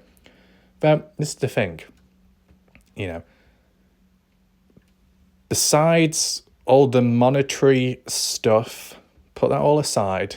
It doesn't just apply in this case, it can apply to any other cases. If the original thought and intention is to spread awareness, to allow people to understand something better with the use of visual material, and it's done in a controlled way with appropriate language, then it's not as bad. But then, if the certain theme or topic is a bit more sensitive, and maybe it's not exactly advised to be showing it public, then I can see where the problem lies there in a general setting, besides the whole monetary discussion, okay? It's just, it is very messy, I get that. What else do we have here? Right, scroll down, just bear with me. Right, Zavgirl says, I understand some of you have issues with me charging money on my Patreon for this video. If I was charging money for the autopsy files alone or something like that, I think I'd see your point, yeah? But in this case, I spent a lot of time and worked hard putting together a video lining up the coroner's audio and descriptions along with the appropriate part of the photos she's describing and editing it together to try and make it as informative as possible for the viewer. That is what I'm charging for, which I would hope you can agree is understandable. So basically, Zavgirl here is saying that because a lot of time and effort has gone into it, there should be a payoff at the end. I've put in the time, I've put in the effort, I should get something in return. That's basically what she's saying, okay? You know, in other cases, other scenarios, away from true crime, away from death, away from more inappropriate stuff, you can understand why people would want something in return if they put lots of time in. Like, if you made a movie, a film, a short film, gaming highlights, whatever, you might wish for something in return so it was worthwhile and that people acknowledge that they've seen it and liked it. I get that. But once again, I could be wrong, but I'm not sure if the Zavgirl is trying to put a spin on it to defend one's own actions by putting on the psychological perspective spin, the scientific spin of it, that it's for interest and educational purposes to work around the controversy. The concept of the reason why it's behind a paywall is because there's additional effort put in, which requires time, which may require money, and as well because it's on Patreon, which is of a bigger thing, where other content as well is posted there. You can't just, well, at least from what I know of, you can't just individually price something behind a certain price and then all the other stuff of different prices. And I'm not talking about membership levels either. I'm talking about the same membership level. I don't think you can just suddenly adjust this and that. So it's a part of a greater thing. So I think the Zavgirl, there could be a possibility where in her mind she is being genuine, but it's hard to see. But then the other side is maybe Zavgirl is trying to put a spin on it and slightly twist it in a formal way to make it seem more normal and acceptable. But I think majority of people, well, not majority, that would be wrong to say. I think a fair few people out there are not seeing it in that light, okay? As said, I think if the factors were different, such as the age of the victim, the timing of it maybe, if that was changed and it was a fully grown adult, then you probably wouldn't be getting this same level of backlash, okay? Anyway, what else do we have here? Right. Anyways, thank you to those who have reached out to me with your take on it in a respectful way, who understand that this is simply a bit of a grey area as to what is socially acceptable and what isn't. Like I said, I'm not against removing the video and I care what you think, but it's hard to make sense of it all whilst I'm getting some very seriously unhinged threats being made against myself and my loved ones. And those threats are coming from those who claim I'm doing something morally objectionable. For those of you who are willing to discuss this rationally and want to communicate your thoughts, please comment on this post as I might not see it anywhere else. After I deal with the threats, I'll come back and read everything here so I can get an idea on the best way to proceed onwards based off your input. Thank you guys. So yeah, I think at the end of the day you can say it's divided. You'll always get the fans, the followers, the supporters, the audience that will back that channel and just like acknowledge them for covering it and vice versa for supporting. But then you've got the outsiders. You might even get some supporters and followers that might branch away and think, whoa, this is going a little bit too far with what you're doing. So yeah, it's like a tug of war, right? Some are for it, others are against. Don't know the exact figures, but let's just check the comments out. The comments of Zavgirl's own channel and see what people think. As said, all of this is publicly viewable, so no one get their heads in a twist. It's all public. Okay.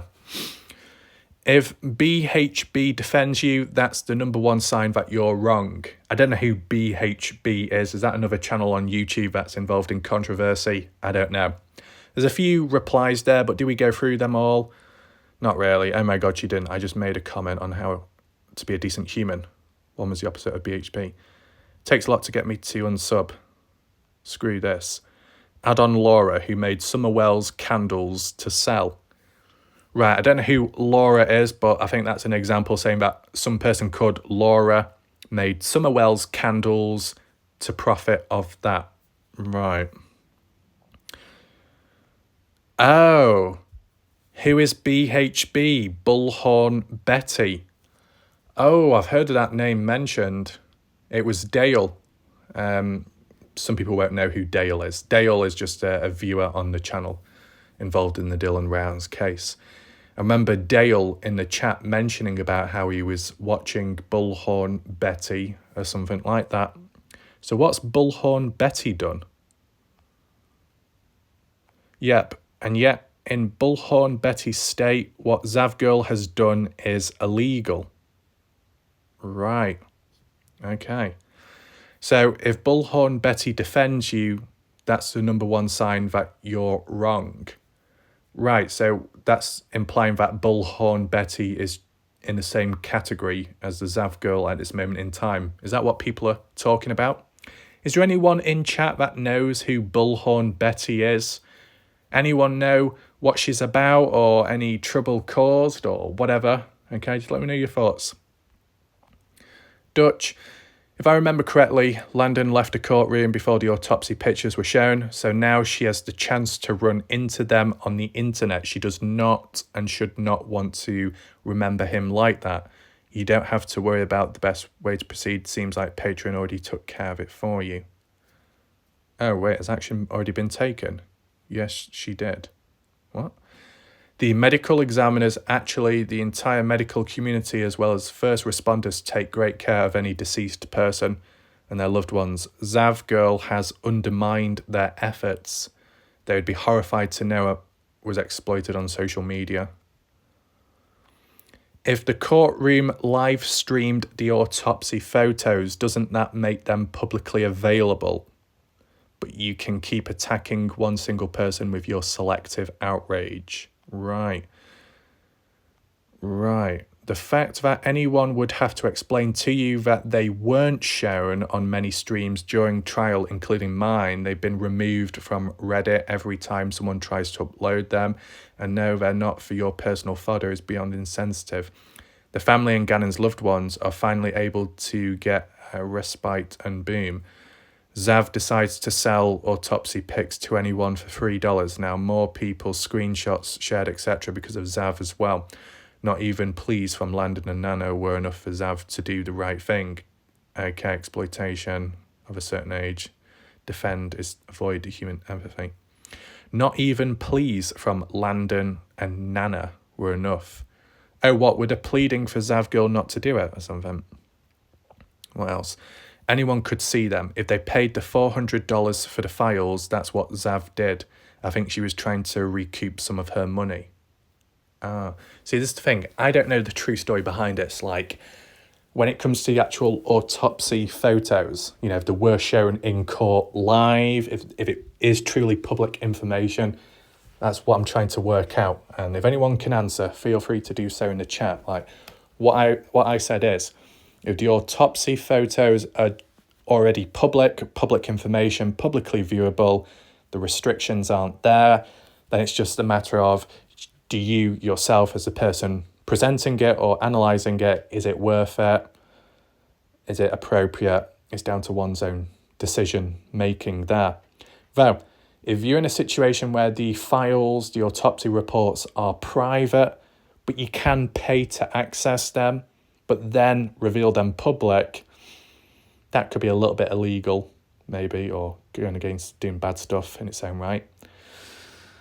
Yeah, as I said, age factor, I think, plays a big role within all this outrage.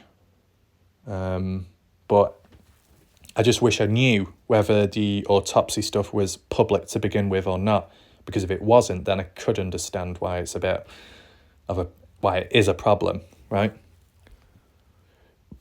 As I said, anyone in the chat right now, if you know Zav Girl or the other person, Cooper as well, because let's not forget, all these, well, to be honest, these comments are aimed towards Zav Girl because it's the channel Zav Girl and, you know, the post is about her hair. But, you know, the other person in the background, something Cooper, if they've done the same thing, are they going to be questioned as much as Zav Girl? Or is it just going to be focused on Zavgirl because she's a bigger channel? You know, which way round does that go? Just out of interest. Okay. What else do we have? Shelley, the fact that Landon has asked for it to be taken down should be enough. All right. Is Landon the father? Disrespectful. Right, yeah. So when you're in a situation, whether the information is public or not, if there is a time where actual family members or someone close reaches out and they are who they are and say, can you stop or can you take this down, then that's technically what should be done. Now, have I been in a situation like that before? I don't believe so. It's never happened, hence why I've continued covering different cases, as you know. Though, when it came to the Kenny Veach case, in the background, another YouTuber, another YouTube channel out there, known as Atari, did do some coverage to do with the break-in healing store in Las Vegas, Nevada, Enchanted Forest 2018. CCTV footage captured someone breaking in. Atari theorized and labelled it as another Veach-related family individual being responsible for it. Sister-in-law to Kenny Veach, Susan Veach's son, Sean Veach, was labelled as responsible for that break-in, but it wasn't true. So it led to a bit of misinformation, false allegations, a little bit of slander. Not good, a bit messy, right? And because I was covering the case at the time, Susan Veach reached out to me and suggested, is it possible if I did a bit of coverage clearing up the misinformation? Because Sean Veach at the time, I can't remember exactly when it happened, but at the time when this trouble was going on, passed away beforehand because of, I think, suicide or something, other reasons. So it was already sensitive. Then to be labelled, for the name to be muddied in the water, dragged throughout, accused of a crime that they didn't commit and they've passed away on top of all that, it's a very messy situation, so it had to be cleared up. Susan Veach reached out to me and suggested, can you clear it up? That's what I did, and then it was resolved. Okay? So like when you've got family members that reach out for a particular reason, it's kind of worth listening to them. If you go against their wishes or decisions, then it just creates further problems, and it shows that the individual that resists against those suggestions or claims or demands or pleas, whatever they are, there's something else going on in the person's mindset. And I don't know if it is true, but the way it's worded here, people are saying that family members or someone close reached out to Zavgirl to not do the stuff or to take it down. But what's mentioned here, though? Yeah, where did she say that? Olivia, if she didn't know or ask yet, she most certainly will after my message to her. Oh, so Olivia reached out to some people. Casey Marie, I'm not defending what Zavgirl did, but messaging Landon about this is just as disgusting, especially considering she already knows. You probably believe you're being helpful, but by messaging her, but I promise you, you're not. Olivia responds, after messaging her, I was told that Landon already knew and has asked for it to be taken down earlier. Not disgusting, it's her son. I would want to know. I was mad for Landon. We've several things during this entire nightmare. Right. Atlas, I don't agree with Casey at all. If it's my baby, absolutely message me. You don't need me to tell you, but you did the right thing. She does know, as she was personally commenting in another creator's comments about this. Both Landon and Gannon's Nana have personally asked for this not to be public. Oh, okay. She chose not to be in the courtroom when the photos were shown for a reason. Fair enough. She doesn't want to remember him that way. Now imagine scrolling through YouTube and then see someone's willing to sell your son's autopsy photos, or worse, she happens upon the photos themselves after someone else has paid to view them. They copied. It's insensitive and disgusting. I mean, yeah, in a way, even in a situation where autopsy photos may be public or kind of accessibly public, yet the family or family members don't want it to be covered or put out there public, to go against those wishes is probably not great. Yeah. I mean, the outside forces, people out there will claim that they're doing it for the greater of good. Some people will state it that way. But what good does it do? That's what you've got to ask yourself. Anything else? Why do you want to make her feel worse? Or maybe she does know already. Okay. Landon made a Facebook post the day the autopsy pictures were shown in court and wanted to keep Gannon's memory the way she knew him, laughing and smiling. Fair enough. Right, okay, so there seems to be more resistance than support, which is interesting. And the fact that this is the Zav girls community post and most of it isn't supporting her, that does speak some form of volume. Right, pay-per-view for a autopsy pay-per-view. Damn. It's almost like, well, not in terms of the same theme, let's make that clear, but in terms of the pay-per-view. Wasn't that worded like by Salty Pancakes with his content in the Dylan Rounds case? And the same with Jim Terry in the Dylan Rounds case? Pay-per-view. You know, maybe the outrage isn't quite to that extent over there because Dylan Rounds, although not really being classified as an adult in certain country or certain state, he wasn't like really underage, as like with this case. If Dylan Rounds was significantly younger, then maybe there would be a bit more outrage. But then again, you got to understand the material, the pay-per-view material, you could call it. In the Dylan Rounds case, any material there isn't to do with the death of Dylan or the autopsy of Dylan because he's not been found, so it's not as sensitive there. And as for the age, not as sensitive. But still, behind a paywall, in its own right, is kind of problematic. And the fact that the family, Candice Cooley, Justin Rounds, don't approve of that stuff, you're going against their wishes in that sense. So it does kind of cross on over to her. This is what I mean. This is why we're covering it today alongside the Dylan Rounds discussions, because there are links and appliances with like the Zav girl ones covering the Dylan Rounds case and then moving on. And then this whole pay-per-view and paywall controversy, which was also visible and still ongoing in the Dylan Rounds case. Okay? We're not going to go through all the comments because, you know, there's going to be a lot. So some people have gone through bad stuff before. If you did this to her autopsy photos, you'd be lucky if you got arrested. What? Hearing you did this made me physically ill. You are an awful person, Zav. I wonder if this kind of comment is the threats she claims she's been getting. If so, I think they're justified. I also threatened to turn it into authorities.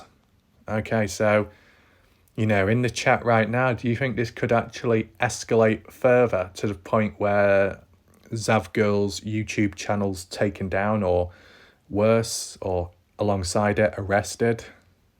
Could this turn out very messy? What's going on with all these true crime channels? Channels being terminated, other people getting in trouble with this stuff. It's very back to back with what's going on. Thank you, I'm so sorry. Okay, I'm losing my mind over this. Okay. Zav never wanted justice for Gannon. Clearly, it's about her. Oh, she's doing it in the name of science. She's a regular dark web science guy. Give me a break. She needs to quit YouTube and start a funeral home if she's that interested in the anatomy of a body. But knowing her, she would just take pictures of all the dead she just came across and keep them as a souvenir. I'm physically sick by her. Right. I'm sorry for your loss. Okay.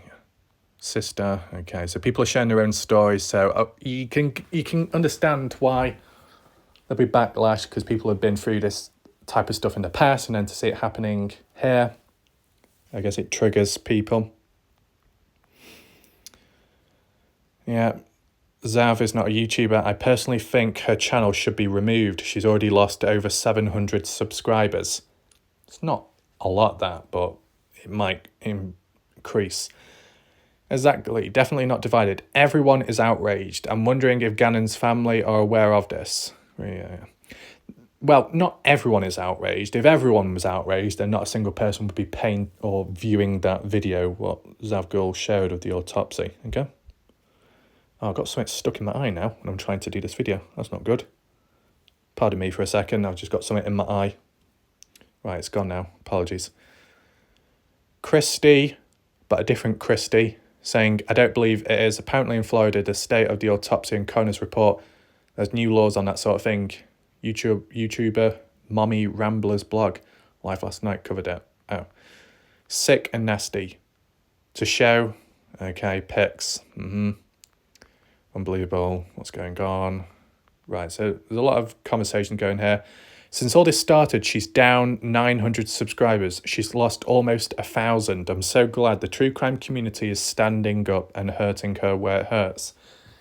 But the thing is, besides this and the true crime community all standing up together, once this down the line eventually is resolved or there is justice in the right direction, all that will happen is that will be moved aside, and then all the true crimers will then start drama with one another about other things and then call other people out and then backstabbing, right?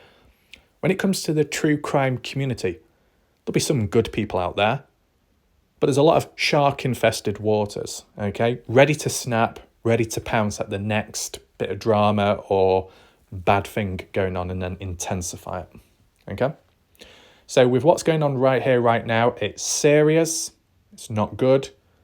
But I feel, as a prediction, down the line, when it does eventually get resolved in some way or another, something else will pop up about another person or another channel, or pettiness will kick in elsewhere and it'll go back to normal. So this is what I'm saying. Like with the Dylan Rounds case, you get all these people pledging allegiances and then backstabbing one another, and then suddenly everybody all comes together, holds their hands up for the greater good because they're all in consensus that they don't like someone, and then once that's done and resolved, then they go back to screwing one another over, okay? So it's always worth being prepared and ready for what could happen down the line, completely unrelated to this, okay? She's not the only person to ever do this. This seems a bit unfair because she put them on Patreon. Is that what happened? She's literally making money off a deceased photos that were not even released, not public. Yeah, that is a problem in its own right if that really is the case. But the thing is, this person called Tai need to understand that if other people have shared and posted them as well on YouTube, let's say, not behind Patreon, but those videos are still specifically monetized, you could say that they're just as bad, right? But they're not being labelled. It does seem a bit one-sided. Maybe it's simply because Zavgirl is more well-known, so there's a bit of a witch hunt. But all I would say is, if you're going to call her out, then you need to call all the other people out that may have posted it public too. What else? My cow died, so I don't need your bull. Interesting username. Unfair. When did all this stop being about true crime and start being a money grab? How would you feel if you had, Through Living Hell taken out there, true crime channel, peddling, cross the line, right? Nick Cree says, that's the biggest issue, making money off of photos. Doesn't matter how many people are doing it because I'm sure they're getting backlash too. If they are getting backlash too, then why were only 2 channels mentioned in that article, what we read earlier? And how many other people have done it? If there is anyone in the live chat right now that know of other channels that have done the same thing, feel free to leave the name below. Just out of interest, that's all, okay? I'm not a subscriber, I had to comment on behalf of humanity, right? Right, there is so much conversation going on here, right? Drama, I think, is the one she's had the longest. Miva, okay. Let's just move on. Do you see how many comments there is? So many. Let's just go back to the top. How many is there? 1,000? Right, we're not going to go through that many more, okay? The fact that this case is already over and done and the monster who did this to Sweet Gannon is over, there should be no further investigation because we had to all hear it during the trial. Okay. You stated somewhere that it was for learning and educational purposes. That's a load of bull. Your channel is as the first one I found on here when I started following true crime, but I left after the way you did the Kylie Rodney case. Yeah, I think there was criticism to do with the Kylie Rodney case when Zavgirl was covering it. I can't remember what the points were. Anyway, maybe you do or don't have kids. I don't know, nor do I care to know. You've stated that you live with your grandmother or mom or both. How would you feel if something happened to them and a YouTuber brought their autopsy pics to show online? Anything you put on the internet is out there forever. God bless parents, family who are traumatized after hearing about this when they're all trying to grieve and take it in one day at a time. Landon and Al, along with Gannon's sister and his grandmother and other relatives, have now been traumatized again. First, they were traumatized by the actual act that his evil stepmother did, what she did to him, but now they're afraid his little sister will come across some of those leaked photos. You charge people to see. If you wanted to get back the money you made for spending the money on morbid stuff, that's on you. This is as rational as I can be at this moment. As to hurt real true crime channels as well, the ones who do it respectfully and by the book, not hiding gross stuff behind a paywall. As for threats, I've read every comment and I haven't seen a single threat, just absolutely disgust. The right thing to do, the decent thing to do, is to personally apologise to the family, have a heart, admit your mistake, reach out to them along with the rest of his family and apologise to them. At this point, if I were me, I wouldn't be able to forgive myself, but I can't speak on their part. They're the ones who have gone through pure hell. Someone also has a screenshot of someone in your private Patreon saying morbid things about, the video pics, I think an example was shown by someone in that article earlier where they said it, gave a description. Okay, got videos, Autopsy. I'm very disappointed in you, and I'm not only one. Landon also wants you to donate money you made off of it. Wait, what? Landon is what? This is the problem. When it comes to comments on YouTube, people don't really structure them appropriately. So when I read it out, it sounds like I'm spazzing out, but that's not my fault. That's just because of the way people are reading it, typing it, and then I'm reading it the way it's been typed, okay? In case you were wondering why I'm spazzing out at times. But it says, Landon wants you to donate the money you made off of it. I get that. You've crossed a line that should never be crossed. There's a difference between advocating for victims and exploiting someone's murder for monetary gain, morals, sympathy, respect. There's nothing illegal in obtaining or commenting on the photos. However, these types of photos are harmful to the family. I guess the moral aspect. Okay. Not everyone has a pure motive towards sensitive materials such as these. Yes, there are other people who can request these records and probably have. COCOR is aware and will reevaluate their policy on autopsy photos. Yeah, new changes maybe. No one can make you feel like it was the wrong decision to post these horribly disturbing photos. You either have it in your core as a human being or you just don't. Just like you can't teach a person to feel empathy, they either do or they don't. I was shocked that you posted these, but not as shocked as some. Okay. All you have to do is put yourself, okay. So you see the comments, it's very consistent that just about everyone is disgusted by the actions. They don't agree with it. They feel for the family. They've got to relive it all again. It's not a divided issue. Most people think you're scum for doing it. Zavgirl has been profiting off the heartbreak of mothers from the jump.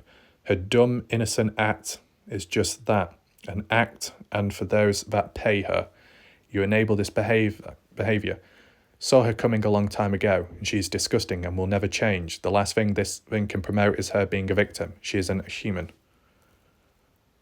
Right, like someone set her up. No, you did this by yourself, Savgirl, where you had. Okay, but people's disgust with you is real. Not some conspiracy to say you're not opposed to taking it down, then why don't you just take it down? No patron had to do it for you. Oh, so has it already been taken down? Oh, right. Your YouTube career is done. You're getting this attention from shame, but when it's over, nobody is bothering with you. Plus, your content is slow and empty, but always has a salacious title to trick a viewer into believing something is being offered, then there's nothing of value. Oh, right. Is it really that difficult to decide what to do? Right, I get invested. Right, any people that need to see these photos are the people bringing justice for this. Okay, fair enough. In criminology classes and forensic classes, the deceased person's name is never released in controlled scientific and/or educational settings. Sadly, the family have been made aware that these photos have been circling social media. But still, it was going to be shown in court. But the family or part of the family didn't want to see it still. Okay. What about how the family feels about this situation? You spent a lot of time on that explanation, but there's only two things that matter. One, you put that photos up for content, case is over. And two, you put them behind a paywall for you to make money from. But still, just understand that people can still post it online without a paywall, but the video can still be monetized in the background. So that's another form. But that doesn't seem to be acknowledged here. It's all behind the paywall aspect, but not mentioning behind the monetized aspect on YouTube with the other YouTubers out there that may have covered it but haven't been listed or mentioned here, which is odd. The fact that you are not sure what's right here speaks volumes. Right. Do you think that's enough now from reading these comments? Can we look at the Bob Farrell thing once again? Apologies about this. I just wanted to look at it from the Dylan Rounds community, the outlook on that. Hopefully you understand. Tanya Joy. I know I've heard of Tanya Joy. She's popped into my channel in the past saying, damn, did they really do that? That's horrific. I know Zavgirl, she was awful during the Kylie Rodney case. Oh, okay. So we're seeing that consistency again with all these different people saying that the Zavgirl was terrible when it came to the Kylie Rodney case. I personally don't know why, but if anyone can clear it up, feel free. Jim Terry was on her channel a few times. I used to think she was very nice. She comes across very sweet. I'd be shocked if she sold autopsy pics. It's true, Tanya. I have a friend that watches her channel all that time and she did that. That's such a low thing to do, isn't it? Lose your channel over something like that. I don't know if you would lose your channel over something like that when the content was on a different platform. I could understand your Patreon account being shut down, but I don't know about YouTube account. If you've never used that content on YouTube, then there's no reason. But then again, maybe if enough people report her, like a mass report, it could trigger something. Bob saying, I agree, she should be banned from YouTube and her friend. Oh, so is a friend called Cooper? Is that what it means or something? Kalia saying she didn't sell them, she put them where you had to be a member. Natasha Cooper then stole them and did the same thing. Both lost their Patreon accounts. Oh, as they should have. Right, so it's one person maybe doing it to exploit it and benefit, or out of interest. And then another person comes on in and has the same idea and takes advantage of that. Right, okay. Anything else? Zavgirl needs to lose her channel more than anyone I've witnessed in the past several weeks. What she's done is beyond disgusting. Okay, so I think that's enough for the comments. I'm just going to give you my closing thoughts on all this, okay? Right, so what I'd say is, first of all, maybe people have jumped onto this and intensified it because Zavgirl is more of a well-known individual. Kind of like how when you get outrage out there when it comes to, on a bigger scale, celebrities doing bad stuff, yet someone who might not be as well-known, the attention isn't focused as much there, even though the same bad action is demonstrated. I get that. There could well be other people out there that have done the same thing, but it's not really been acknowledged in the same way, even though it could still apply. But I think after looking at the comments, okay, still, you know, some of the comments could be opinions from people, but others appear to be stated as facts. As you know, I've not followed that case in the background, so I wouldn't truly know. But if there's anyone watching right now, okay, new viewer or regular, and you've heard about that case back then, which is already done and solved, justice, etc. It's already done, it's in the past, but things have dragged on over when it shouldn't. Well, just leave your thoughts down below because you probably know better and have a better idea. But providing it's all true what's said, you know, I'm going to base it off the factors, okay? The factors of autopsy, photos, report, video, audio may have not been publicly viewable to that extent. It was away from public viewing for most part of it. Probably best not to go after it and then spread it public. What good does that do? The factor of the case is over and done with and it's happened in the past. Why bring it back up now when it's kind of been solved or some form of justice has been served? what good does it do by covering it? Now it kind of like almost going backwards, tarnishing and making people relive, the bad stuff again. That's the other factor. The supposed factor that some of the family members pleaded and also in the past not wanted things to be shared public and going against the wishes, that's another problem in its own right. What I'd say is there's more factors in one direction to suggest it probably wasn't a good idea to be covering it and posting it public, or posting it somewhat public but behind a paywall, okay? Even in a general setting, monetized or not, it probably wasn't the best of ideas to be posting it in the first place, because what good does it actually do? If there's no real point behind it, then there's no point in doing it. That's what I would say. You could say, well, we can learn about it, we can look at it scientifically, but what's the end result? Is this some kind of research study? Some kind of experiment? Does it have controlled variables? Is it being accurately measured? Probably not. It's still kind of loose and casual, so what good does it actually do? And I don't think a really strong, genuine reason has been explained for the point, the reasoning behind it. So because of that, and because of the factors outweigh the positives, it seems kind of clear that it probably shouldn't have been done. But not just by Zav Girl, let's not just do a witch hunt on her, but other people as well out there that may have covered it, okay?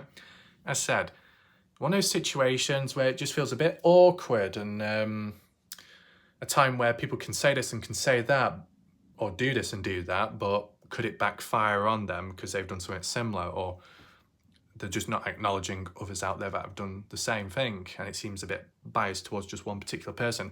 I mean, a bit messy. The whole subject itself is sensitive, the topic, I get that. And if people in the background have gone through it themselves or something similar, the case similar, they're going to relate and they're going to react. Just like with the Dylan Rounds case, how people have reached out to Candice Cooley or shared their own experiences in the chat here of what they've been through, something similar to the Dylan Rounds case. So the emotions are heightened and people are a bit more, react quicker and everything. So, in my opinion, like, what would happen next, or what should happen next? Well, it was supposedly worded in some of the comments that the Patreon video by Zavgirl has already been taken down, but by Patreon themselves, probably because it was reported. So the fact, if that really is the case, if it was the case, the fact that Patreon had to take action instead of Zavgirl showed that Zavgirl was supposedly still on the fence, thinking about it, which may not be interpreted as a good look. Sitting on the fence, trying to maybe drag it out to come to a conclusion, but to maybe make a little bit of money in the background whilst waiting. Depends how you look at it, okay? How would I say it? If that stuff that's caused all this trouble is only on Patreon, I could understand the possibilities of one's Patreon account being shut down for going against some TOS, let's say, or just being reported a lot. But as for the Zavgirl's YouTube channel being taken down as well, is there a correlation?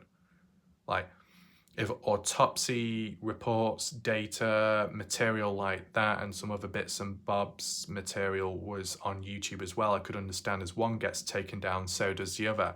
But if all of the controversy originates from Patreon and Patreon only, then technically the YouTube channel shouldn't be taken away unless the YouTube channel goes against other violations and TOS, right? If it doesn't, then it should remain.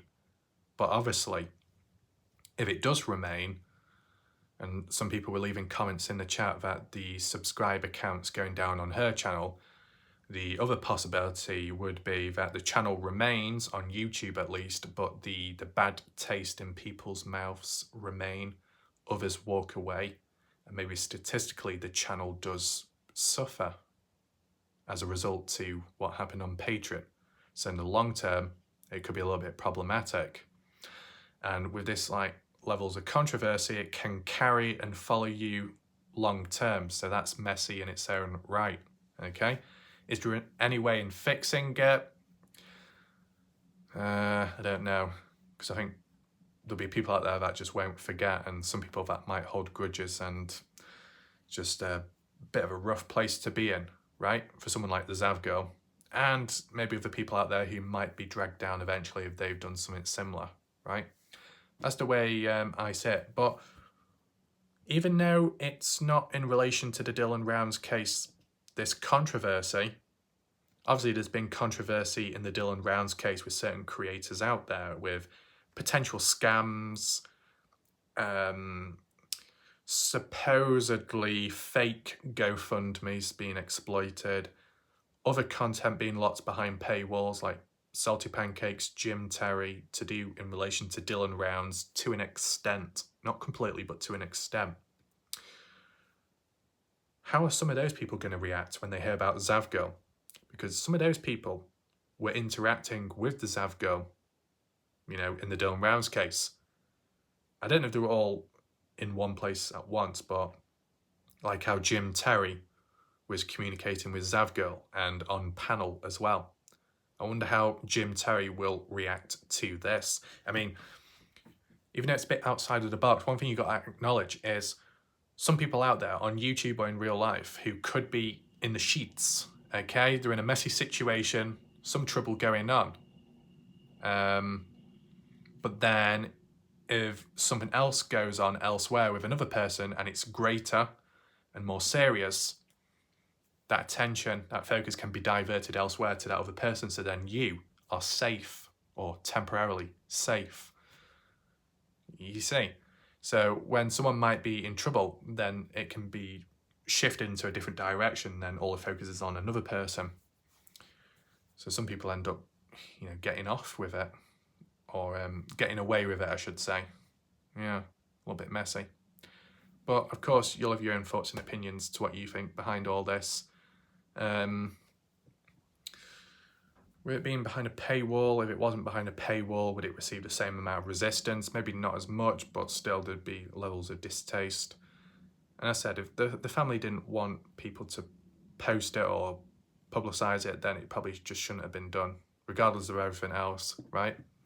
It's like when it comes to the different cases I've covered, even if certain stuff is technically allowed to be covered and it doesn't go against any TOS and it could be considered public information, but if a family member or so, a genuine one, a real one, said, can you tone it down, or can you stop with that, or can you avoid that part, then yeah. I mean, even on a much smaller scale at times, when people have reached out with the odd bit of information in a case in general, and they said, right, you can share it, but just don't mention my name or don't acknowledge me, because I don't want to be involved in it. Even that is understandable, okay? If we can follow those requests on a very small scale, then it should be doable at a greater scale. Obviously, what's been demonstrated here hasn't been, right? Along with other people out there and not just Zav Girl. So who knows what happens next, if there's any more twists and turns.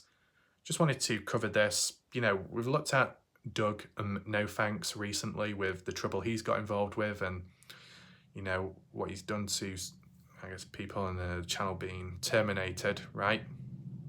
So it can have a knock-on effect. So when you look at the Zav Girl, if for whatever reason her YouTube channel is taken down, all those videos and potential interviews she's done in the past to spread the voice, to get awareness out with other people out there, families, mothers, or dads, fathers, right? All that could be lost. That's not good. So because of the actions by Zav Girl, whether it be genuine or not, ends up leading to consequences, possible consequences. And then if that's the case, a knock-on effect with all that past coverage on a channel, which could have been important, could have enabled families to get their voice out there, and now all in jeopardy. That's not good, right? So all that lost, possibly. And you think long-term, down the line, even if the channel remains, if Zav Girl was in a situation where it was like, okay, let's try and interview with another person. Let's communicate with another family out there going through something at this moment in time. Are those family members, those future people, are they going to be willing? Will they be trusting? Will they trust Zav Girl to do an interview or some kind of interaction? Maybe not. If they hear about this news and what Zavgil's been involved with, maybe down the line people will avoid her, and that will have its own knock-on negative effect, which then ties on with the channel itself. Okay? Sure, here and there might be some forgiving and forgetting, or just simply forgiving and moving forward, but there'll always be a bad taste in people's mouths. That's just how it is. So it's not looking too good in general. But there might be some people out there that have done bad stuff themselves who could be laughing right now at what Zavgirl's got in trouble with. If people have always envisioned Zavgirl as some innocent, nice individual, and yet this is what they've done. And yet you've got people in the past that have done bad stuff as well, and now even they're either shocked by it or laughing, then God, what a mess, okay? I don't know if Jim Terry would make any reference to Zavgirl or not, only because I'm thinking of that interaction that time where Zavgirl blocked Jim Terry because Zavgirl said Jim Terry isn't really a good human, along that lines. Zavgirl saying about Jim Terry, he just harasses you and doesn't listen, and it's just not good. For Zavgirl to say that about Jim Terry and then for Zavgirl to be in the situation she is now, you see what I mean? It's just a bit weird. Anyway, I think we'll leave it there for now. Of course, rewind back to the beginning if you want to hear about the Dylan Rounds coverage, valid discussions there. We'll leave it there for now. Hopefully you understood this video, understood the analysis, the opinions and thoughts. Be sure to leave your additional comments down below, responses, and maybe if you do have grievances, list them down below too. Leave it there for now. Thanks for watching. See you next time. For now, goodbye and good night.